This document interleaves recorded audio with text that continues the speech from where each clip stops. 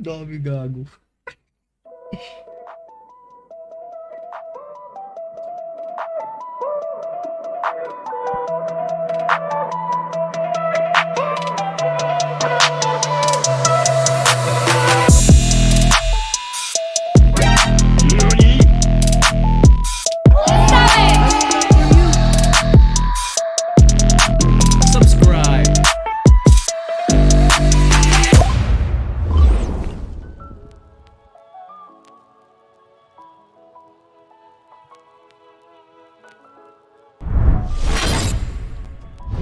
What is up? What is up, you guys? Ay ba, gamit ka niya yung bagong headphone na regalo ni Messi sa akin kagabi.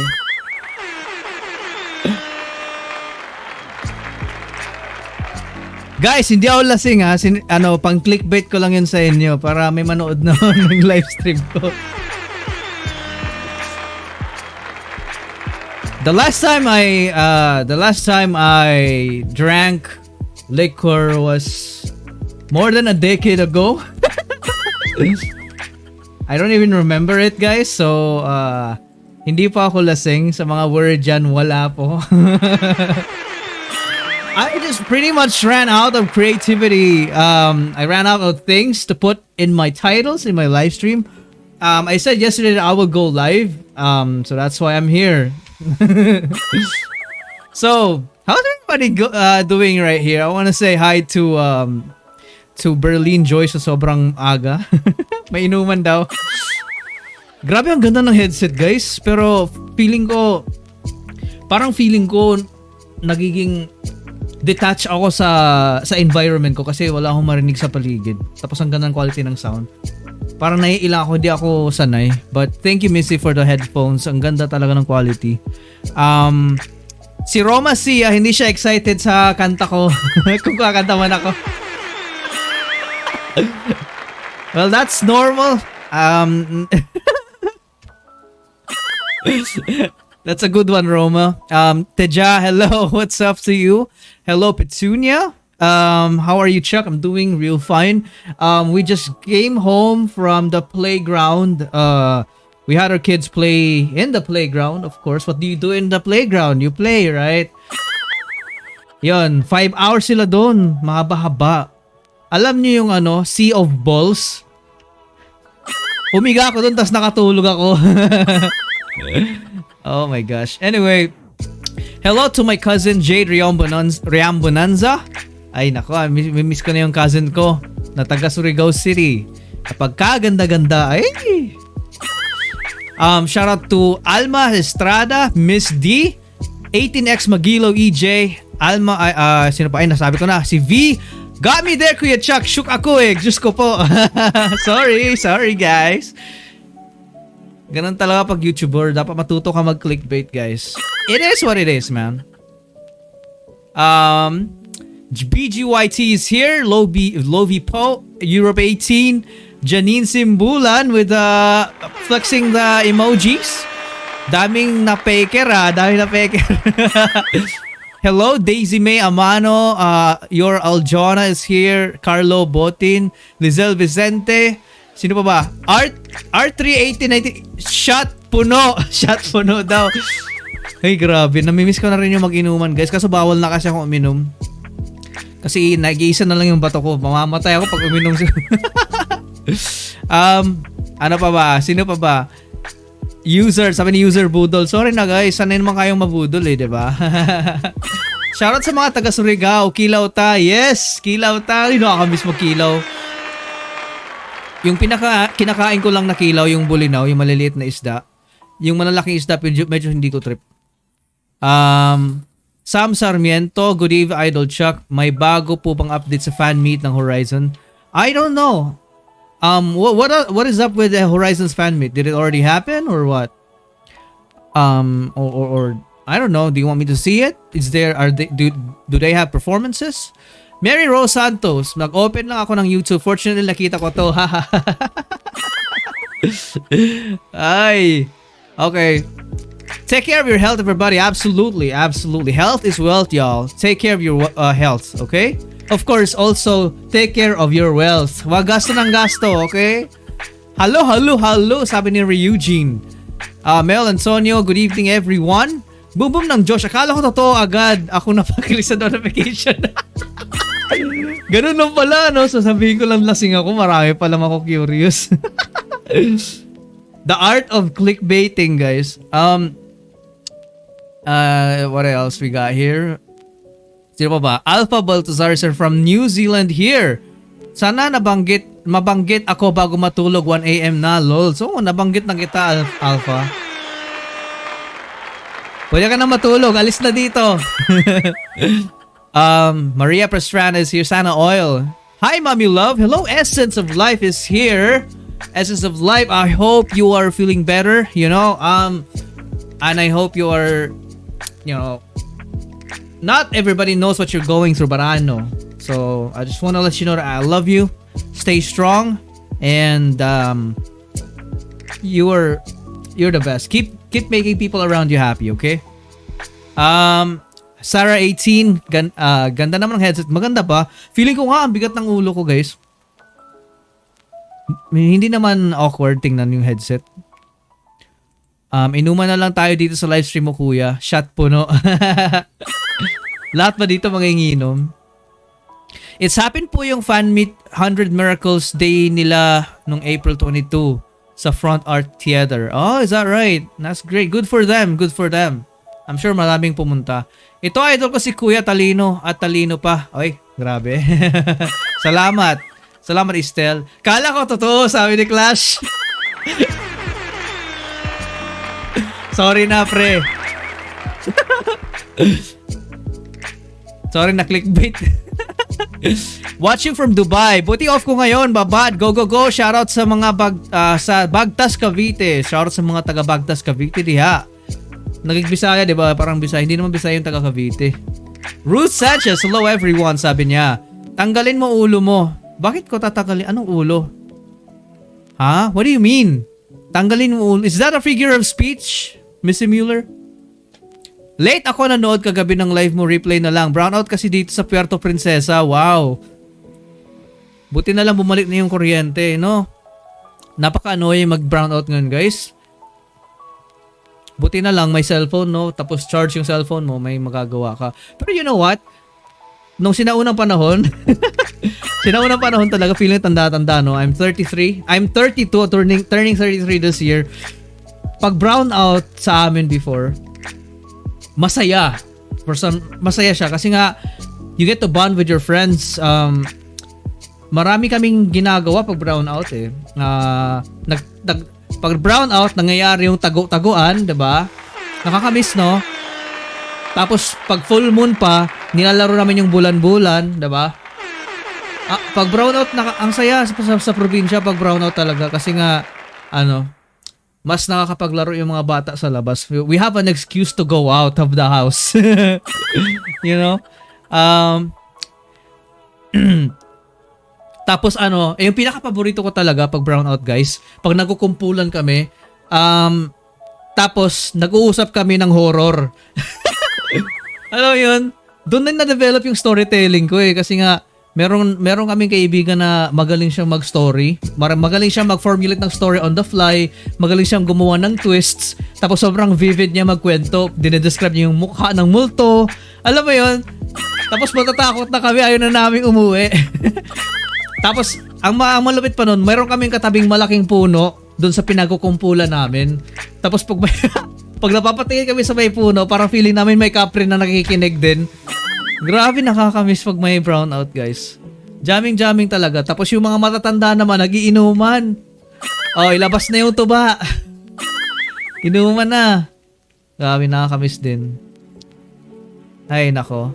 Ang saya. Wow, pang malakas yung headset ng person. Oo nga. Oo nga, eh. Salamat talaga sa nag-gift sa akin si Missy Mueller. Kuya Chuck, shoutout. Pa-shoutout yung crush ko, si Justin. Mahilig siya magtago. Uy, sinong Justin yan? Hindi ba si Justin de Dios yan? Wow, shoutout kay Justin na crush ni Lou Año Nuevo. Wow, Justin, you're lucky. May crush sa'yo. Uy. Excited, may kakwentuhan through you, Chuck. Shoutout sa friend ko, kay Janice. Janice at sa Prieto family, sabi ni Wins Prieto. Wow. Alright. Sabi ni Grandma Gurulu, pang malasakas ng headset. Ay, nabasa ko na pala, sorry. Okay, what else we got here? Ang ganda ng headset mo, Lods. Oo nga eh, salamat sa nagbigay. Rogue V, pang pag brown out, bonfire, tas horror stories. Exactly, nakakamiss. Si Justin de Dios, sa tagal ko na hindi nakikita, nadedemonyo na tuloy ako. Si Justin de Dios pala talaga yung crush niya. Exercising while watching. Wow, enjoy your exercise. What type of exercise is that? Baby making exercise. No, what type of exercise is that? Well, good thing that you're exercising. At nasaan ka ngayon, user? Kung nasa Pilipinas ka, I mean, 9 p.m. is not really a good time to exercise, you know? Maybe you're in the US most likely, no? Uli na tag Mindanao. Yes, uli na tag Mindanao. Nakakamiss yung Mindanao, guys. Eh, paano naman kaming nasa freezer? What? Ano meron sa taga-freezer? Hindi na rin nagpapakita sa inyo si Pablo. Did you see what I did there? De Dios, demonyo. Okay. I'll give you a pass, Roma. See, I'll give you a pass, okay? Do you believe in ghosts ba, Kuya Chuck? That's a really good question. So, Zyra Jane, Baby Z. Wow, I am a huge fan of paranormal activity. Like, I like watching ghost videos. I believe that ghosts are a representation of something that happened in the past. Para siyang remnants of the past, of history. Pero I'm also fascinated with two types of ghosts. The dormant ghosts, which is yung mga historical ghosts na paulit-ulit na ginagawa nila. And there are also intelligent ghosts. Intelligent ghosts meaning nag-interact sila sa tao. I'm just fascinated by it. I don't completely believe it, pero I am entertained by it. Medyo magulo yung pagka-explain ko, pero for some reason, entertaining sa akin manood ng ghost videos. Ghost hunting videos. I like those. Pero hindi ko pinapanood yung mga obvious na fake. Ang pinapanood ko lang yung feeling ko legit talaga siya. Twins Paranormal, pinapanood ko yun sila. Sino pa ba? Ghost Adventures dati pinapanood ko rin. Pero yung mga fake, lalo na yung mga ghost YouTubers ngayon sa Pilipinas, ay nako, sobrang halatang fake pero ang dami-dami nanonood pa rin sa kanila. It's crazy. Marami na akong nakitang ghost. Is that right, Lester? Do you have a third eye? Ako wala. Wala akong third eye.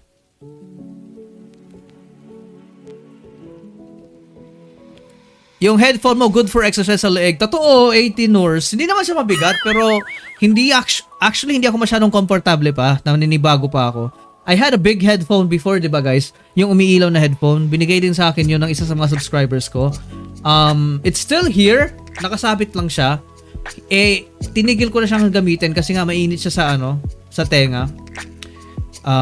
Ito hindi masyado.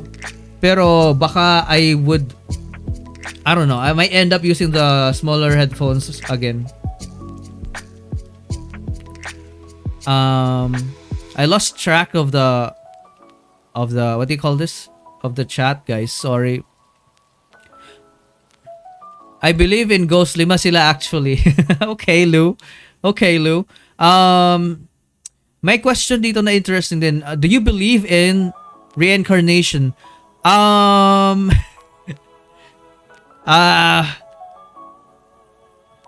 don't think so. But I welcome it. Like, I mean, if someone proves it, I know, at the end of the line, I mean, I would, I'm a see to believe guy, Hindi ko siya dinidismiss. At the same time, I don't completely believe it, but it's entertaining and it's very entertaining to entertain the idea. Ang gulo, no? Maganda yung concept ng reincarnation kasi nga there are stories, 'di ba guys, na may bata na alam na yung mangyayari sa future. Kumbaga, may mga nakapanood ako YouTube videos na gano'n yan. I don't know how true it is. Bata pa lang siya, alam niya mangyayari. Tapos alam niya kung saan yung buried treasure, 'di ba? Yung treasure chest, alam ng bata kung saan nakabury. Tapos meron nga treasure pagpunta nila doon. I mean, how would you explain that, no? Pero wala pang nag-prove niyan. Yung mga nakita kong ghost, kilala ko. Sino ba yan? Mahalima, drama guru. Meron ng reincarnation but it doesn't last. Huh? What do you exactly mean, Zyra Jane? Why doesn't it last? Like parang nakakalimutan nila, like they get reincarnated but for some reason after giving a few details they forget? I don't know. What do you exactly mean? Si Russ Dizon pala nandito, nagtatanong kung sino daw yung laseng. Ako dapat, pero clickbait yon. React ka paranormal minsan, kuya. Nag-react ako. Actually, nag-react ako sa Filipino YouTuber na paranormal. Yung yung aswang sa ilalim ng lupa. Nag-react ako doon. Gagi. Tapos, posibleng child trafficking pala. Binaon yung bata sa lupa para lang magmukha yung aswang na nanggaling sa lupa. Loko-loko. Ang bihira. Sobrang daming ng mga ngayon guys.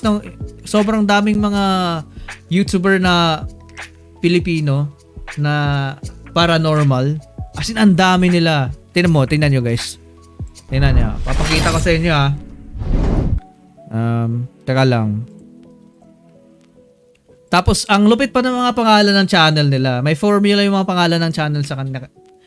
May formula eh. Either, first word is scary or spooky. Tapos, second word is ghost. And then the third word is like a number. Like, spooky ghost 23. Parang ganon. Tingnan nyo. Manananggal. Tingnan nyo. Isa-search ko lang manananggal Ayan! Tingnan nyo. Jasper Ghost TV.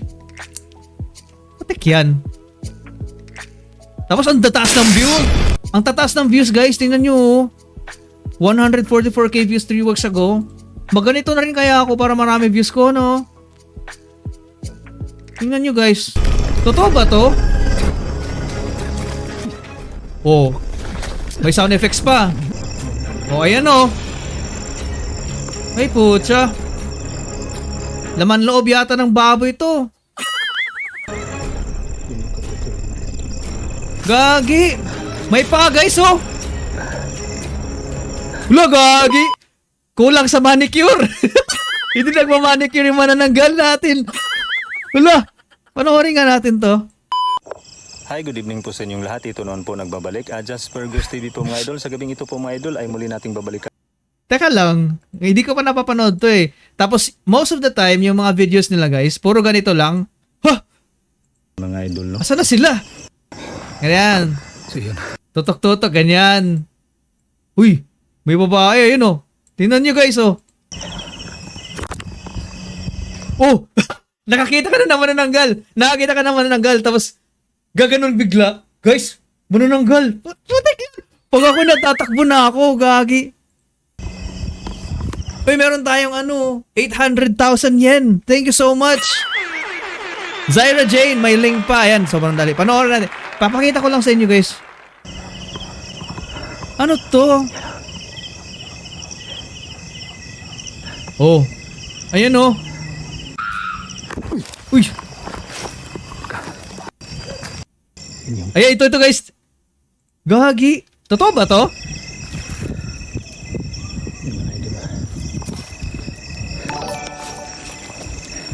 Di naman ako naniwala sa ganito. Nilagyan lang to ng laman loob ng baboy. Lul. Yun yung kaputol yung mga idol. Kung manananggal ako, iiwan ko ba yung katawan ko sa gitna ng gubat? Hindi ah. Daming lamok dyan, tsaka may maraming mga anay dyan.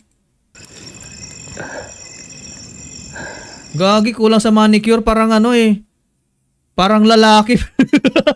Parang naman lalaki yung manananggal, guys. Di sila nakakuha ng ano. Di sila nakakuha ng di sila nakapag-cast ng babae. Yun yung paa mga idol. Hala, lalaki to eh. May ingrown pa nga oh. Putsang yan. Pag ako niyan, kikilitin ko, di ba? Mahuhulog siguro yung manananggal sa taas. Paa mga idol. Kilitin mo, pre.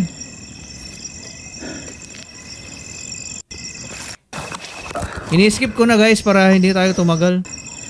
May dala tayo ditong... Lagyan mo ng asin. Uy, may asin siya, may asin. Yung mga idol. Manananggol. Hoy, gagi! Gagi, umusok guys. Grabe yung galing. Paano yun? Hala. Gagi, umusok. Putik, ano yung ano dito, nagve-vape lang to sa ilalim eh. Oh, debunk na agad. Nagve-vape lang yan sa ilalim. Putik, may nagve-vape lang. Yan.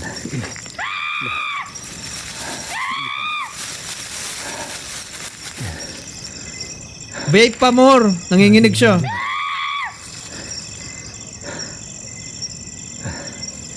Yan. Yan yung mga idol. May pahinga-hinga pa siya eh. Nakatayo lang naman siya.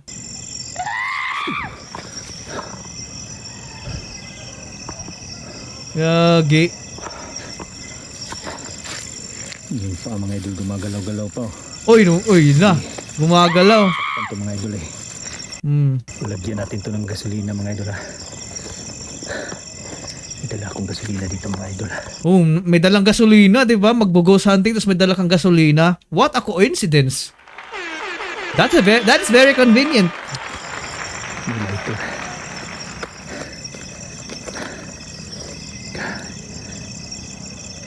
Magic sarap ba dapat, April? Oh. Putik yan. Ano lang yan, 18 lang yan ang nakakita ng SB19 eh.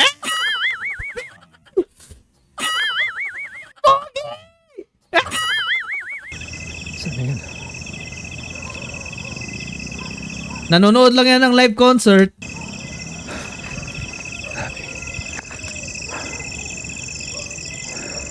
Sinsya ng mga idol. Hindihan natin itong mga idol. Oh. Yeah.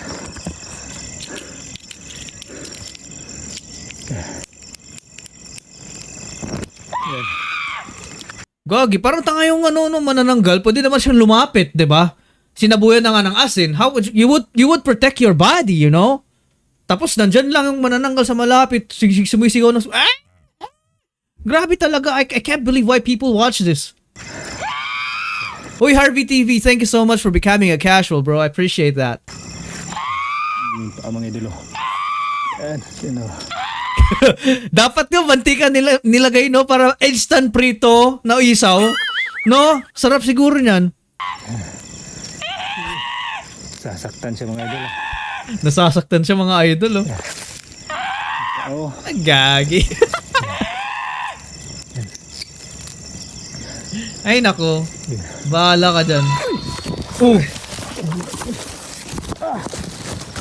Sabay hindi nakatutok yung camera. Ano nilaw? So, alis na tayo, no? Sa susunod, babalikan natin ito na may kasama mga idol kasi LOL! Marami pala sila. Ewan ko sa'yo. Ayun, may reaction request tayo. Ikaw ba naman, apo yan, hindi ka masasaktan? You're welcome. Really love your channel. Thank you so much, Harvey TV, for loving the channel, man. For becoming a member, you become the reason why the channel keeps going. You know, you are putting, what do you call this? You're enabling me to make more content. Ayun. So sobrang salamat, Harvey. All right, mayroong request si Baby Z na i-react natin. Proof of recon. Oy, grabe. Parang she's really going in sa topic natin na to, ah. Is this right? Is this right? Proof of reincarnation. Grabe, sobrang random yung topics natin, ha. Ito ba 'yon, Baby Z? Is this your request? Yan, ayan 'yon. Okay. Cool. Okay, let's go panoorin natin, guys, kung totoo ba talagang reincarnation. 3-year-old Dorothy was playing and then accidentally fell down a flight of stairs. She hit her head and was knocked unconscious. When her parents found her, she wasn't breathing. They called a doctor who rushed over immediately. Dorothy's mother broke down when the doctor said there was nothing he could do.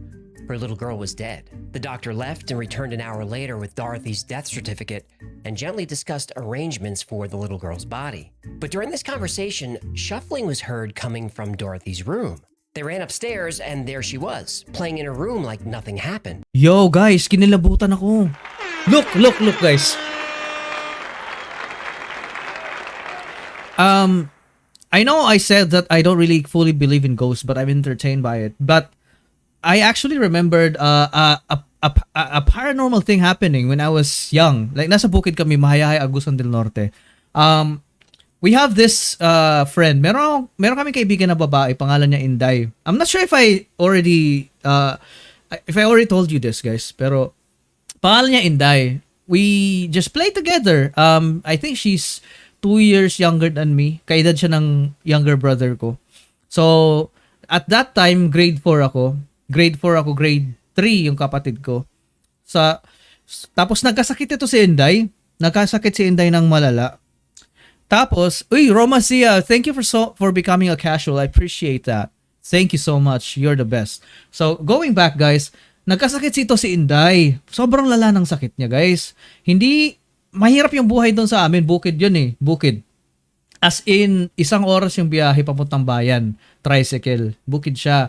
So, nagkasakit ito si Inday ng malala. Lagnat. Tapos, after a couple of days, namatay siya.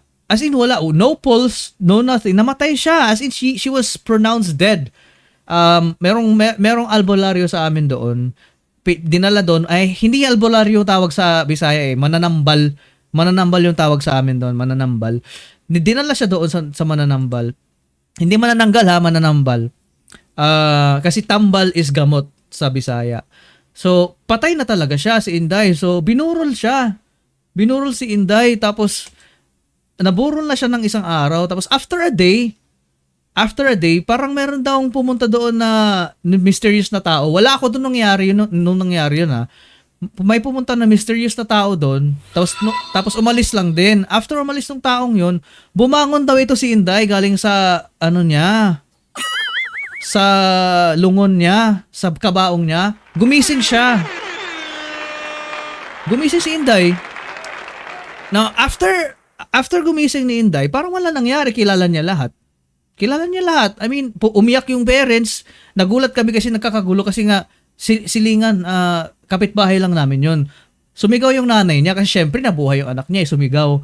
Iyak lang iyak. Hinahag niya. So, diba? Kasi nga, shocking yun. Nabuhay siya eh. Bumangon siya sa lungon. She was, I don't know how, grade 3. Ilang taon yung grade 3? 8 years old, right? So, bumangon siya. Nabuhay siya. Tapos, back to normal. But the thing that but there's one thing that is different since she came back. She actually claims na nakakapanggamot siya, guys. Nakakapanggamot siya like sa pamamagitan daw ng pawis niya, sa iyang singot, pawis, makakagamot daw siya. So, simula no, naging siya, faith healer siya. Lahat ng mga may sakit pumupunta sa kanya. Pinapahiran niya ng pawis niya, gumagaling naman. And there's one time na yung pinsan ko, tinry niyang bulihin yung itong si Inday. Binuli ng pinsan ko yung si Inday. After niyang bulihin, nagkaroon ng malubhang sakit itong si yung pinsan ko. Nagalagnat siya. Tapos, sobrang sakit daw ng binti niya. Tapos, namagana yung binti niya. Tapos, ang nangyari pala, pinahiran ni Inday ng pawis yung binti niya. It's crazy. It's crazy, guys, right? Thinking about it today, parang, did that really happen? Ako, as far as I remember, nangyari yun eh. So, is that real? So, what do you call it? Is that reincarnation or is that resurrection? I don't know. Napaka-fascinating lang. Kasi nga, ako mismo na-experience ko yun. I don't know where Inday is right now, pero, wow, it's really weird. Ayun lang. Naging mangkukulam. I don't know. Mangkukulam ba tawag doon or faith healer? Basta yung niya, pawis niya is nakakagaling. Tapos if she wants to, she can inflict like pain gamit yung pawis niya. Ayun. Anyway, na-share ko lang kasi nga ito rin parang may nabuhay. Anyway, let's get back to the reaction, guys. With Dorothy's death certificate and gently discussed arrangements for the little girl's body. But during this conversation, shuffling was heard. Maybe near-death experience yung nangyari sa kanya. Pero she didn't have heartbeat for more than a day. So, I don't know. Ang alam ko, may condition na ganun. Di ba? May condition na ganun. Siguro isa sa mga rare condition. Pero, but ano nangyari sa pawis niya? Bakit nakapagpagaling na siya? Does it have something to do with witchcraft? Or does it have something to do with demons, maybe? I don't know, guys. Heard coming from Dorothy's room. They ran upstairs and there she was, playing in her room like nothing happened. The doctor examined her again. There was no sign of injury. He had no explanation. He said it appeared as if Dorothy had come back from the dead. Mary Rose Santos, thank you for becoming a member. Thank you. Do you guys like these topics, you know? All right, may nagsabi na si Ginoong Rosa. Same po nangyari yung psychic na si Anne. Paggising niya, nakakita siya ng nakakakita na siya at nakapagpagaling na siya. Oh, is that right? Wow. Yup, real po siya. Marami nangyaring ganyan. May white at black witch. Pero para sa akin, manggagamot siya. Iba ang witch pero kahalintulad. Oh, is that right? He didn't realize how right he was.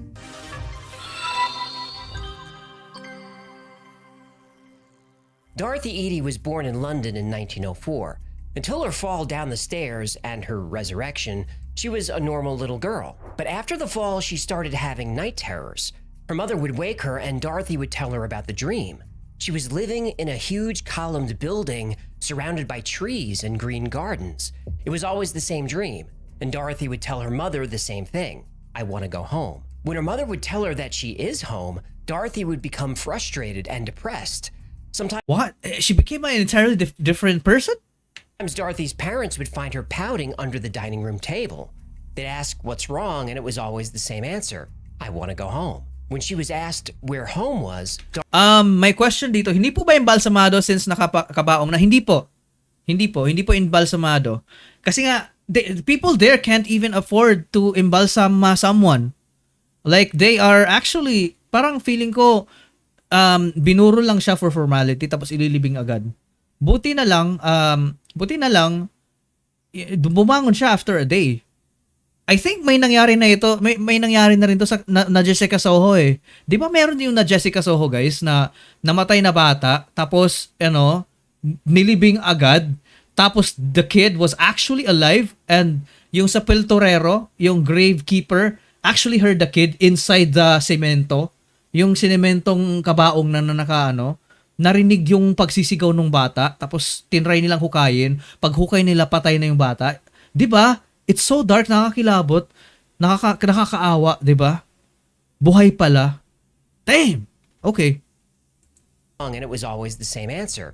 I want to go home. When she was asked... shout out to you, Essay. You can't... I will not let you shout out yourself. I will shout you out, alright? Okay, let's get back to the video. Let's focus on this. They'd ask what's wrong, and it was always the same answer. I want to go home. When she was asked where home was, Dorothy would say she didn't know. She just knew she wanted to get back there. After the fall, Dorothy would occasionally speak with a heavy foreign accent. This was so unsettling that Dorothy's parents had trouble finding a sitter. When Dorothy was 4, her parents planned a day at the British Museum. They couldn't find anyone to watch their daughter, so they brought her along.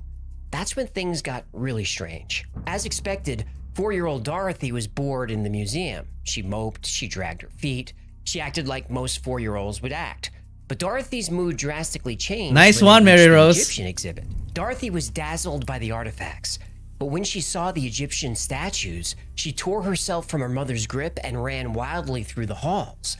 Dorothy was running from statue to statue. Wow, kissing Rogue V, thank you for becoming a casual. Thank you so much. Appreciate you. and yelling at people for wearing shoes in the presence of gods. Dorothy's mother was mortified at her daughter's behavior, but then Dorothy suddenly stopped and became silent. Dorothy's parents found her in front of a glass case, frozen. She was staring at the face of an Egyptian mummy. Dorothy's mother picked her up, but she got upset.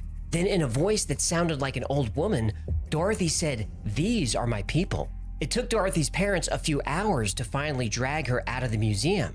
But whenever the family had free time, they would go back to the Egyptian exhibit, the only place where Dorothy felt happy and peaceful.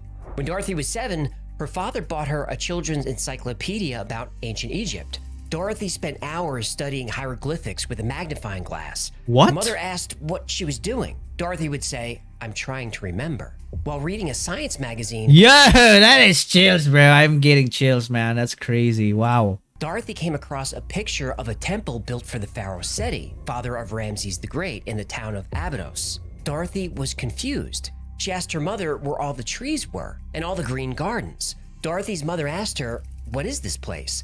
Dorothy smiled the biggest smile she ever had in her entire life and pointed to the picture of Seti's temple in Abydos and said, "Mama, this is my home."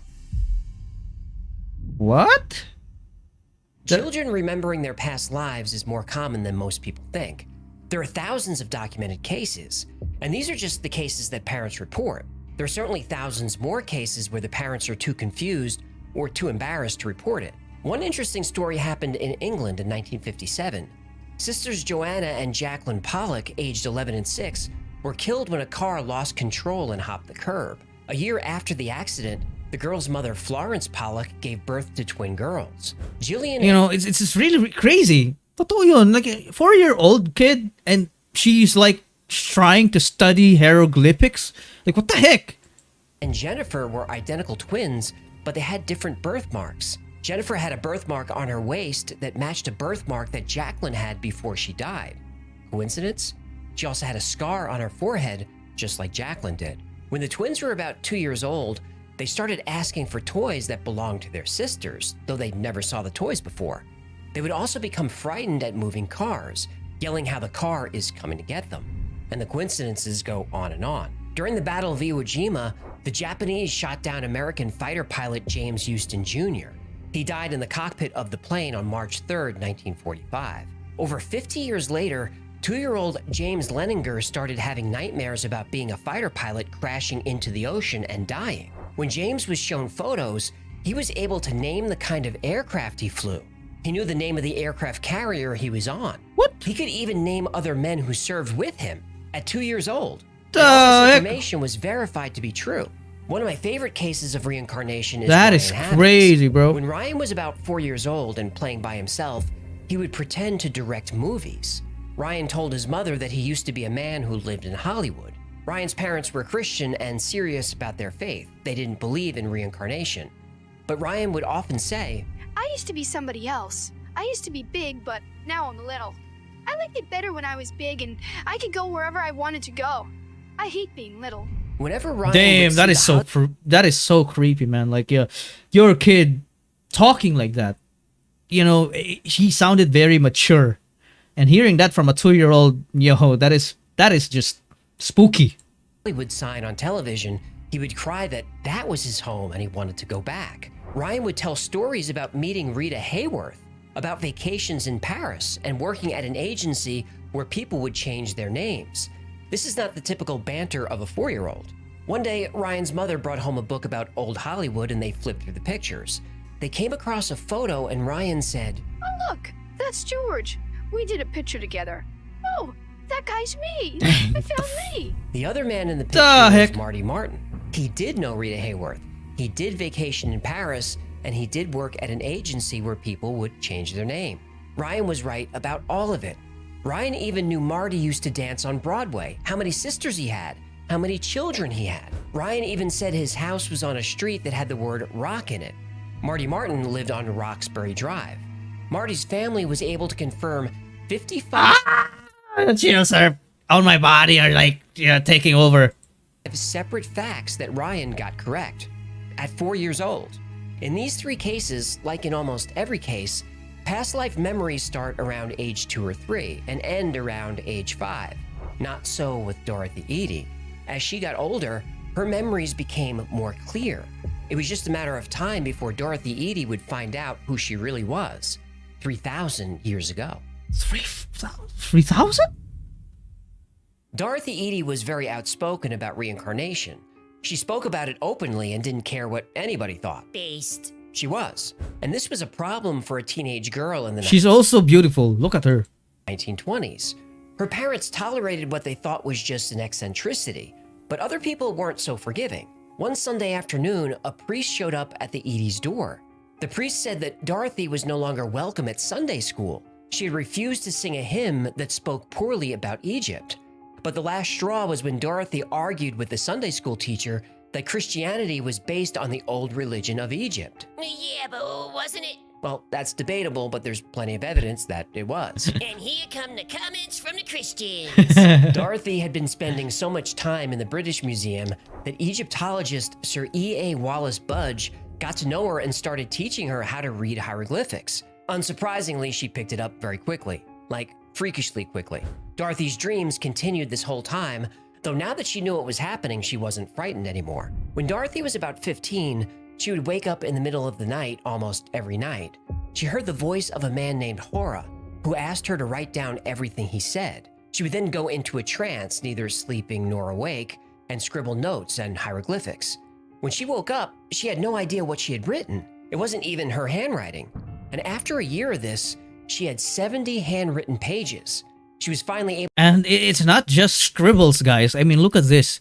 These are very detailed and very wow, deliberate. You know what I mean? What the heck is this?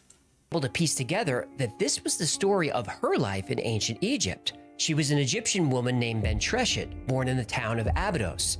She came from a humble background. Her father was a soldier who I have to say the editing is actually very good and very immersive. served during Seti I's reign. Her mother was a vegetable seller. When Bentreshet was 2 years old, her mother died. Unable to care for her, Bentreshet's father placed her in the temple of Kom el Sultan, where she would be raised to become a priestess. When she was 12 years old, Bentreshet was given 2 choices. She could either leave the temple and go out into the world on her own, or become a consecrated virgin and stay at the temple. Bentreshet decided to take the vows. A few years later, she met Pharaoh Seti I, and they had an affair. When she became pregnant with the child of the pharaoh, she had no choice but to tell the high priest about her relationship with Seti I. The high priest told her that her sin against Isis was so severe that she would be tried and likely sentenced to death. In order to protect the pharaoh from a scandal, Bentreshet avoided the trial by taking her own life. Dorothy finally understood everything that was happening to her. God dang. Yo, that is heavy and yo. For the next few years, she worked at various jobs at a theater owned by her parents. But then she got her big break in 1931. A position opened up in London writing for an Egyptian public relations magazine. The 30s were a tricky time in Egypt. Though it was officially declared independent from the United Kingdom in 1922, the UK was still heavily involved in the governing of the country. Dorothy used her new position at the magazine to advocate for Egyptian nationalism and full independence. While working for the magazine, she began corresponding with a wealthy Egyptian man named Amon Abdel Magwid. In 1933, Magwid proposed. She accepted and finally traveled to Egypt for the first time in her life. The first time in this life. Right. And when she stepped off the boat in Cairo, she fell to her knees and kissed the ground. She wept and said, "I'm finally home." And if Dorothy Eady really was reincarnated, now she'd have a chance to prove it. Wow. Dorothy's marriage was off to a rocky start. Her husband's family was wealthy and didn't like how open Dorothy was about her past life.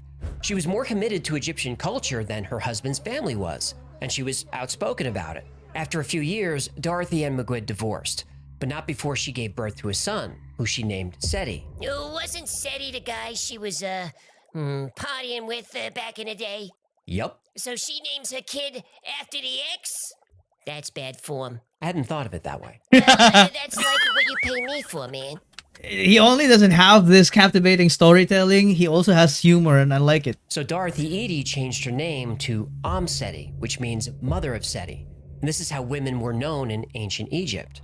In 1935, she took a job with Egypt's Department of Antiquities. She was the first woman ever hired, but she quickly made a name for herself as a respected scholar. She published essays and articles about ancient Egypt. She translated documents and hieroglyphics.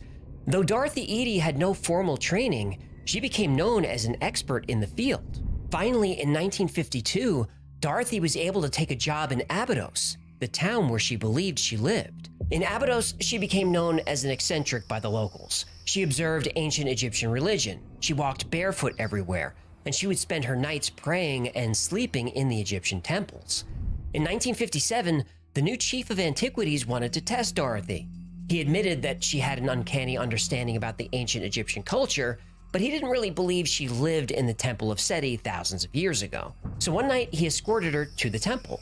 The only light they had was a torch. He then asked her to take him to different parts of the temple. At this point, nothing had been published about the layout of the temple, and Dorothy had never been there before. In this life. Right. Dorothy was able to guide him anywhere he asked to go. Dang, With no map bro. and no light, she knew every inch of the temple. After his sixth attempt to stump her, he gave up. One of her recurring dreams, or memories depending on what you believe, was of the gardens of the Temple of Seti. Pasensya na guys, yung mukha ko, ganyan talaga ako pag... If I am, like, very interested and very surprised about something, hindi ko siya mapigilan. But those had not yet been discovered by archaeologists.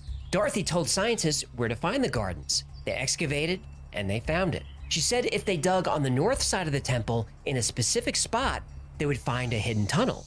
Sure enough, the tunnel was there. In 1964, she turned 60 years old. And by Egyptian law, she was supposed to retire. But not only was she the first woman hired by the Department of Antiquities, she was given special permission to keep working. She was too valuable of a resource to let go. Egyptologists couldn't explain how, but she was able to make countless discoveries. God damn! Woo! Wait, look! Yo! This is exciting stuff, bro. This is crazy!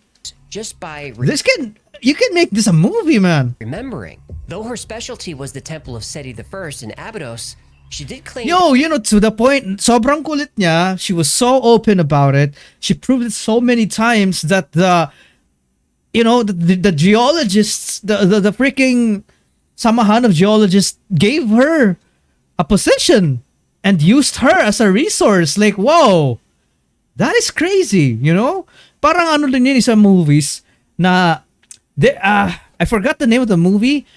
This movie was, there was this child na nakakakita siya ng paranormal, and they use this child to solve cases, na hindi ma-solve. They don't, the police don't believe for a fact that they don't, the police don't for a fact don't believe in ghosts, but this kid who sees ghosts solves the cases, so they use him anyway kahit hindi siya naniniwala. Parang ganun nangyayari dito. Grabe. remembering. Though her specialty was the Temple of Seti I in Abydos, she did claim to have knowledge of other ancient Egyptian sites. For example, she said the lost tomb of Nefertiti was underneath the tomb of her stepson, Tutankhamun. Was she under King Tut? Well, Dorothy made this claim in 1972. Tutankhamun's tomb was found in 1922. Though the tomb had been studied for 50 years, there was no evidence of a chamber there. Oh. But I love it when you do this. in 2015, radar imaging technology showed there actually was a chamber right where she said it would be. No. There was a small library underneath one of the feet of the Sphinx. Okay, my turn. Go ahead. She said there's a room under the Sphinx. Nobody believes her. Years later, they do a scan, and bada bing, bada boom, there's a room down here. Yup. Yahtzee! God God damn. About 30% of Americans, including almost 25% of Christians, believe in reincarnation. Reincarnation might be fringe science or pseudoscience in the Western world, but in the East, reincarnation is viewed differently. It's a central part of Hinduism, Buddhism, and Sikhism, and several other religions. For about a quarter of the world's population, almost 2 billion people, reincarnation is a central belief. The Dalai Lama, the spiritual leader of Tibetan Buddhism, is said to be the reincarnation of Pema Dorji, the first Dalai Lama who died in 1474. The current Dalai Lama, who was born in 1935, is the 14th incarnation of Pema Dorji. When the Dalai Lama died, 14th? Like, reincarnation is like, you know, maybe there are 1, 2, 3, 4, 5, but 14th? So, you know, if you put that fact into perspective, it's like this person means that this person has lived 14 lifetimes. Am I correct? Right? 14 freaking lifetimes, bro. You lived 14 times. What? 35 is the 14th incarnation of Pema Dorji. When the Dalai Lama dies, senior Tibetan monks conduct an elaborate search to find his next incarnation. This search involves consulting oracles, interpreting visions, and reading spiritual signs. Gee. The senior monks may find clues. So they found a way to, like, do it at will? Like, they are able to conduct a ceremony or something like that? To actually transfer? From the deceased body of the Dalai Lama, such as the direction it faces. If the body is cremated, the direction of the smoke is monitored as a potential indicator for the direction of the rebirth.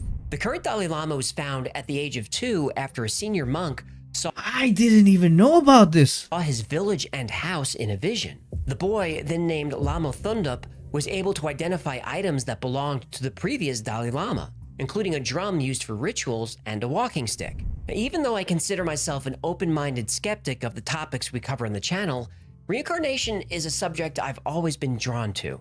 There's comfort in the thought that death is not the end, that our physical life is just a temporary experience meant to teach us lessons to prepare us for our next life, or to prepare us for what comes after. Dorothy Eady is one of the most compelling cases for reincarnation that I've ever seen. But is this really evidence? Skeptics will point out that while Dorothy Eady was able to identify many Egyptian tombs, tunnels, and rooms, she also got plenty of things wrong. And some believe that when Dorothy hit her head falling down the stairs, she injured her brain. This injury caused her to have foreign accent syndrome, which is a real thing. The injury also caused her to develop obsessive-compulsive disorder. With her obsession being ancient Egypt, there's no question that if she developed this obsession at 3 or 4 years old, she'd become very skilled and knowledgeable about the subject. We know for a fact that Dorothy Eady was institutionalized multiple times for mental health issues. Also, all the stories about Dorothy's early life come from Dorothy herself. The fall, her experience in the museum, the trance writing, the time she was tested in the darkness of the temple. There's no evidence any of this happened. We have to take her at her word. But that's the skeptic's point of view. Even famous Egyptologists, who notoriously dislike anything mystical, said that Dorothy's knowledge of Egypt was beyond simple intuition. It was uncanny. Now, they stopped short of saying she was reincarnated, but nobody denies her contributions to the study of ancient Egypt. Dorothy Eady has been called the patron saint of Egyptology. She lived out her remaining years near Abydos, walking distance to the Seti's temple, the place since childhood that she considered home. She finally died in 1981. But I can't help but wonder, is there a child out there somewhere right now having dreams and visions she can't explain? Visions of a green garden in the desert, visions of an oasis, once again, calling her home. Dang. Thank you so much for hanging out with me today. My name is AJ, that's Hecklefish. This has been God damn, bro. That was a banger video, man. Of course, I subscribed. I don't know why I missed this guy. Wow. That is crazy. Thank you so much, Z, for requesting that. That was definitely very interesting, man. That got me thinking. You know, it's actually thought provoking, you know, thinking about it. Like, you know, how did she figure it all out and manage to actually prove that even after she died. Like, people laughed at her at first, and in 2015, the chamber actually existed, and on and all another bunch of truths as well, proofs. Grabe.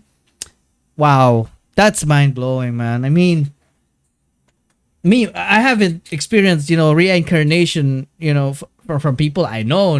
I mean, the closest thing to it is yung kinento ko sa inyo na nabuhay siya after siyang mamatay. But I think that's already explained by science, right? Pero itong kay Dorothy D, napaka-extreme talaga kasi nga she pointed out a lot of things that she actually managed to prove even after her lifetime. And the reincarnation dun sa sa Buddhism, that is crazy, bro. Wow. Our brain is so complex that we didn't know. Only 10% of our brain are only being used. What if 100%? Exactly. You know? Merong meron ding meron din akong video na come across yung bata na inexplain niya yung multiverse, kung ano yung pinakasimpleng explanation ng multiverse. Tapos in-upload niya yung video years ago, tapos nag-trending siya recently, like a year ago, I guess. Kasi nga the theorists actually agree on his theory. Ang lupit lang, grabe. There are a lot of things that we don't understand, guys. Really, I mean, we are only on the surface level. Yung mga scientists natin, we don't know. I mean, I even think that they have already discoveries. That they already have discoveries that they are not sharing to us, just for the sake of putting themselves on an advantage. Siguro a lot of people already know about things, pero hindi lang natin alam. I mean, there are many things that we don't understand, like Area 51, all those stuff. Very fascinating yung mga ganong bagay-bagay, guys. Sa totoo lang. So, it's very interesting how this live stream has turned out so far. Umabot tayo sa mga ganito reincarnation, no? We were just talking about brownouts, and then this, right? Wow, very interesting, guys. Very, very interesting. Yeah, fourth dimension. Yes, fourth dimension. Kasi panoorin natin kaya. Kid explains. Ayan, ito. Ito, 13 years ago siya na-upload, guys. Pero nag-trending lang siya last year, I guess. Kasi nga, legit yung explanation niya. Gano'n to kahaba? 9 minutes. Imagine that this folder is a dimensional plane. Now, assuming that it is no height and no depth, what would this mean? It would mean that it's a one-dimensional world. So if, hypothetically, an organism was living inside of it, not gonna lie, his voice is very deep as a kid. For a it kid. would only be able to move in a linear path forward and backwards in a straight line. Now, if we go to the second dimension, we have two dimensions. We have width and we have length. So hypothetically, if an organism lived inside of here, then it would be able to move up, down, left, right, and anywhere else in between. And a two-dimensional world is comprised of an infinite series of one-dimensional worlds stacked upon each other. Just as our three-dimensional world, which has depth and length and height, is comprised of an infinite series of two-dimensional worlds. So, this now... Masakit sa ulo to, guys. Sa totoo lang, masakit sa ulo to pag hindi kayo sanay sa mga ganito. Many folders upon each other. We have three dimensions. We have depth, we have length, and we have width. Now what happens if you keep going on from here on out? We would have a four-dimensional world, but what exactly is a fourth dimension? In order to understand this, we need to understand how dimensions are perceived. We live in the three-dimensional world, but despite that, we actually view things to be two-dimensionally. Take a perfect sphere, for example. If you're looking at a sphere, it looks just like a regular two-dimensional circle. The only way that you can tell it's an actual sphere instead of a circle is because of the hues of light on it. So just like in a two-dimensional world, if a organism in the two-dimensional world was looking upon a circle, the light would make it appear to be lighter at one end and darker in the middle. Also, if an object is moving closer and farther away from you, you don't actually perceive that it's getting closer and farther away. You see that it's getting smaller or larger. and then you assume that it's getting either farther away or closer. But let's say that an object was to grow in perfect equilibrium, so that it was growing at the same speed that it was shrinking as Guys, wag na natin tapusin to, baka sumakit ng ulo nyo. Medyo masakit sa ulo to, guys.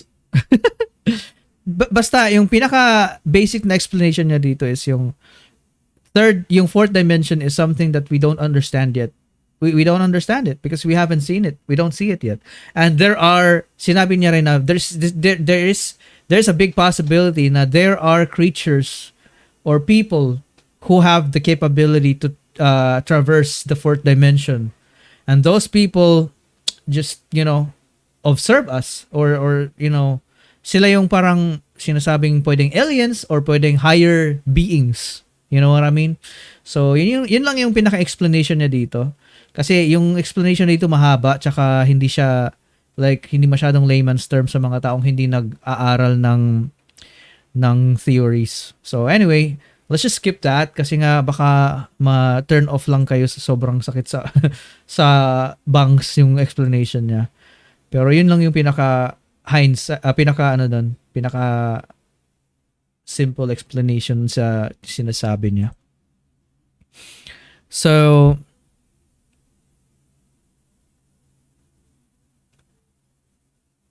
flat earth theory naman, why would I check flat earth theory? I mean, na-establish naman na hindi talaga flat yung earth. Right? I mean, flat earth theory, really? Like, it's I don't think so, guys. I don't believe that. Nakikinig naman kami, may exam ba mamaya? Wala namang exam, Zyra Jane.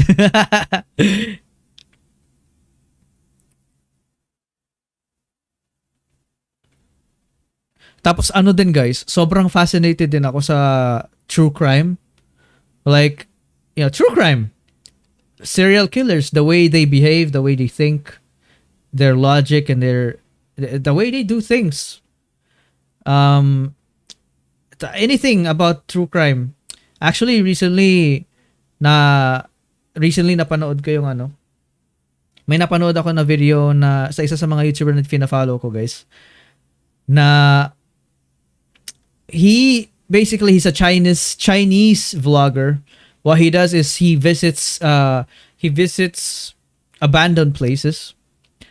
And it just so happened na pumunta siya sa isang abandoned hospital and he stumbled upon a pool full of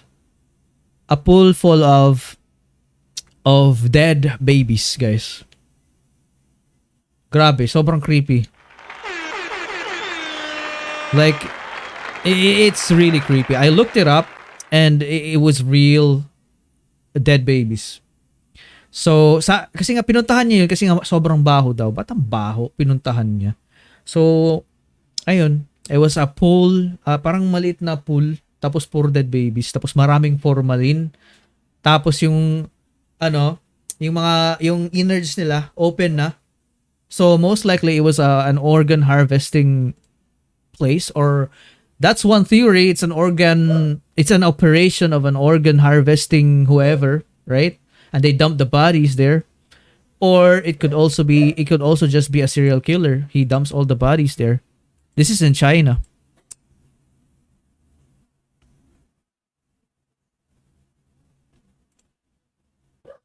Biringan City. Yeah, I also like the concept of Biringan, guys. It's very, very interesting. Yeah, Mr. Ballin. Yeah, I actually know Mr. Ballin. I also actually came across with the serial killer angle of Dr. Jose Rizal, guys. Because Dr. Jose Rizal's timeline kinds of aligns with Jack the Ripper, guys. Diba si Jose Rizal, he studied in the UK, in England, and around that time, Jack the Ripper was also killing people in England. And the way Jack the Ripper kills girls, like he kills prostitutes, right? He kills it meticulously na sobrang linis yung mga wounds. hindi niya bina-violate yung body nung ng pinapatay niya. Sobrang ganda ng pagka-cut ng ng mga ng ng katawan. Parang gawa talaga ng isang doktor. So, may angle na posibleng Jack the Ripper si Rizal, guys.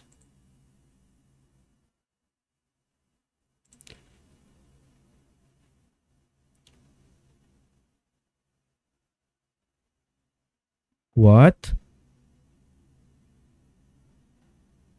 Kasi di ba sa China dati may one-child policy sila?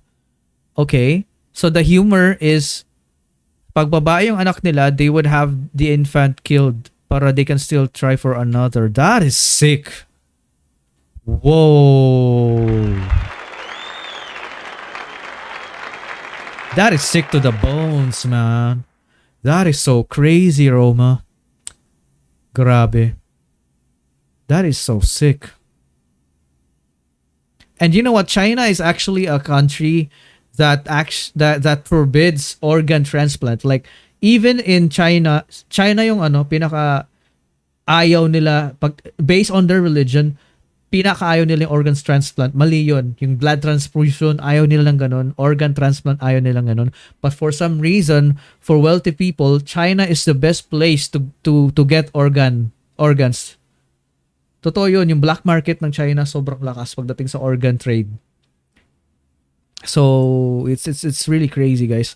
And this vlogger na sinasabi ko, nung nakadiscover siya ng pool of bodies of dead babies, nawala siya bigla. Nawala siya bigla sa TikTok. He was never heard of. And then after that, after like a few months, I guess, nagpo-post na siya ulit ng mga vlogs niya. Pero parang he's acting like nothing happened. Nothing really happened for some reason. Tapos yung theory ng mga tao, siguro hindi na siya yun. Pinatay na siguro siya. I don't know. Out of topic, Kuya Chucks, but please react to Horizon Random Playdance sa first fan meeting nila, please. Sige, let's do that next time. Huwag muna ngayon kasi parang natutuwa tayo sa topic ng paranormal and all the weirdness, spooky stuff. Okay, so do you have any other spooky videos that you can recommend? Maybe you can watch it together, guys. Kasi parang maaga-aga pa, 10:00 pa oh. Nasa mood akong manood ng mga nakakatakot. Or anything. Isa sa mga pinaka-fan ako sino nga to? Next po. Ito yung pinapanood ko palagi. Kasi nga sobrang real nung niya. Yung mga content niya, yung pinapasok niya sa content niya. Totoo talaga. Ano nga 'yun? Darkest. Ano pa 'yun? Internet. Yun, disturbing. Yan, disturbing internet. Ayan. Tingnan nyo, guys. Saan na ba yun? Pucha. Playlist.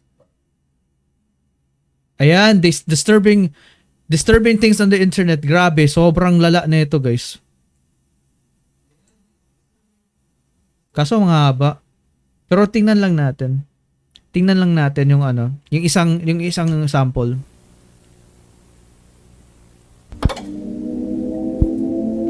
On April 25th, at this bus stop, one boy, 15 years old, shot and killed a 17-year-old boy with a revolver. WXLT TV, Channel 40, Sarasota, Bradenton.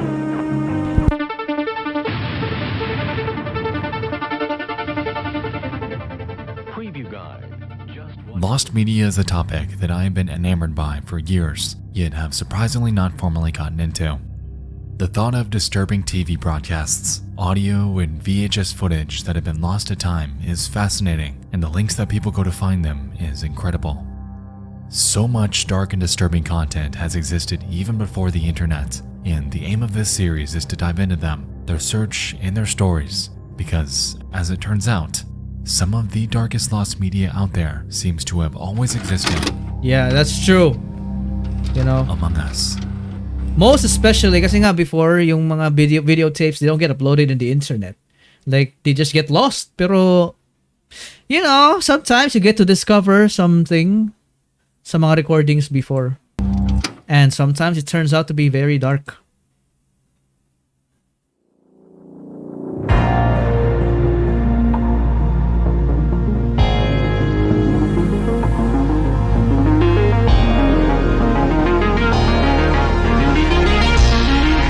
You know what, guys? It might also be a good idea if we do a watch party, guys, right? Like a movie, we'll watch a movie together. Kaso nga lang, are you gonna mind it, guys? Kasi nga, if we do a movie screening, like let's say, I will have to do this like that. Kailangan kong tabunan ng ganyan. Kasi nga, pag hindi ko tatabunan, mabablock tayo. Maka-copyright strike yung channel natin, mawawala. So, like let's say, what if we do that, guys, no? Manood tayo, tapos may ganyan, tapos naka-live tayo. Okay lang kaya sa inyo? Manonood pa rin ba kayo?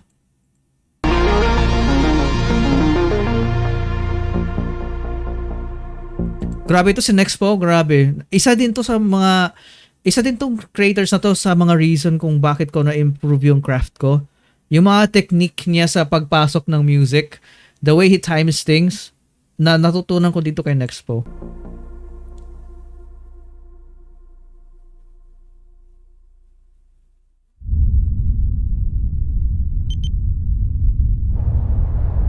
Di ko pa napapanood to, guys. The Devil Hidden Within Them.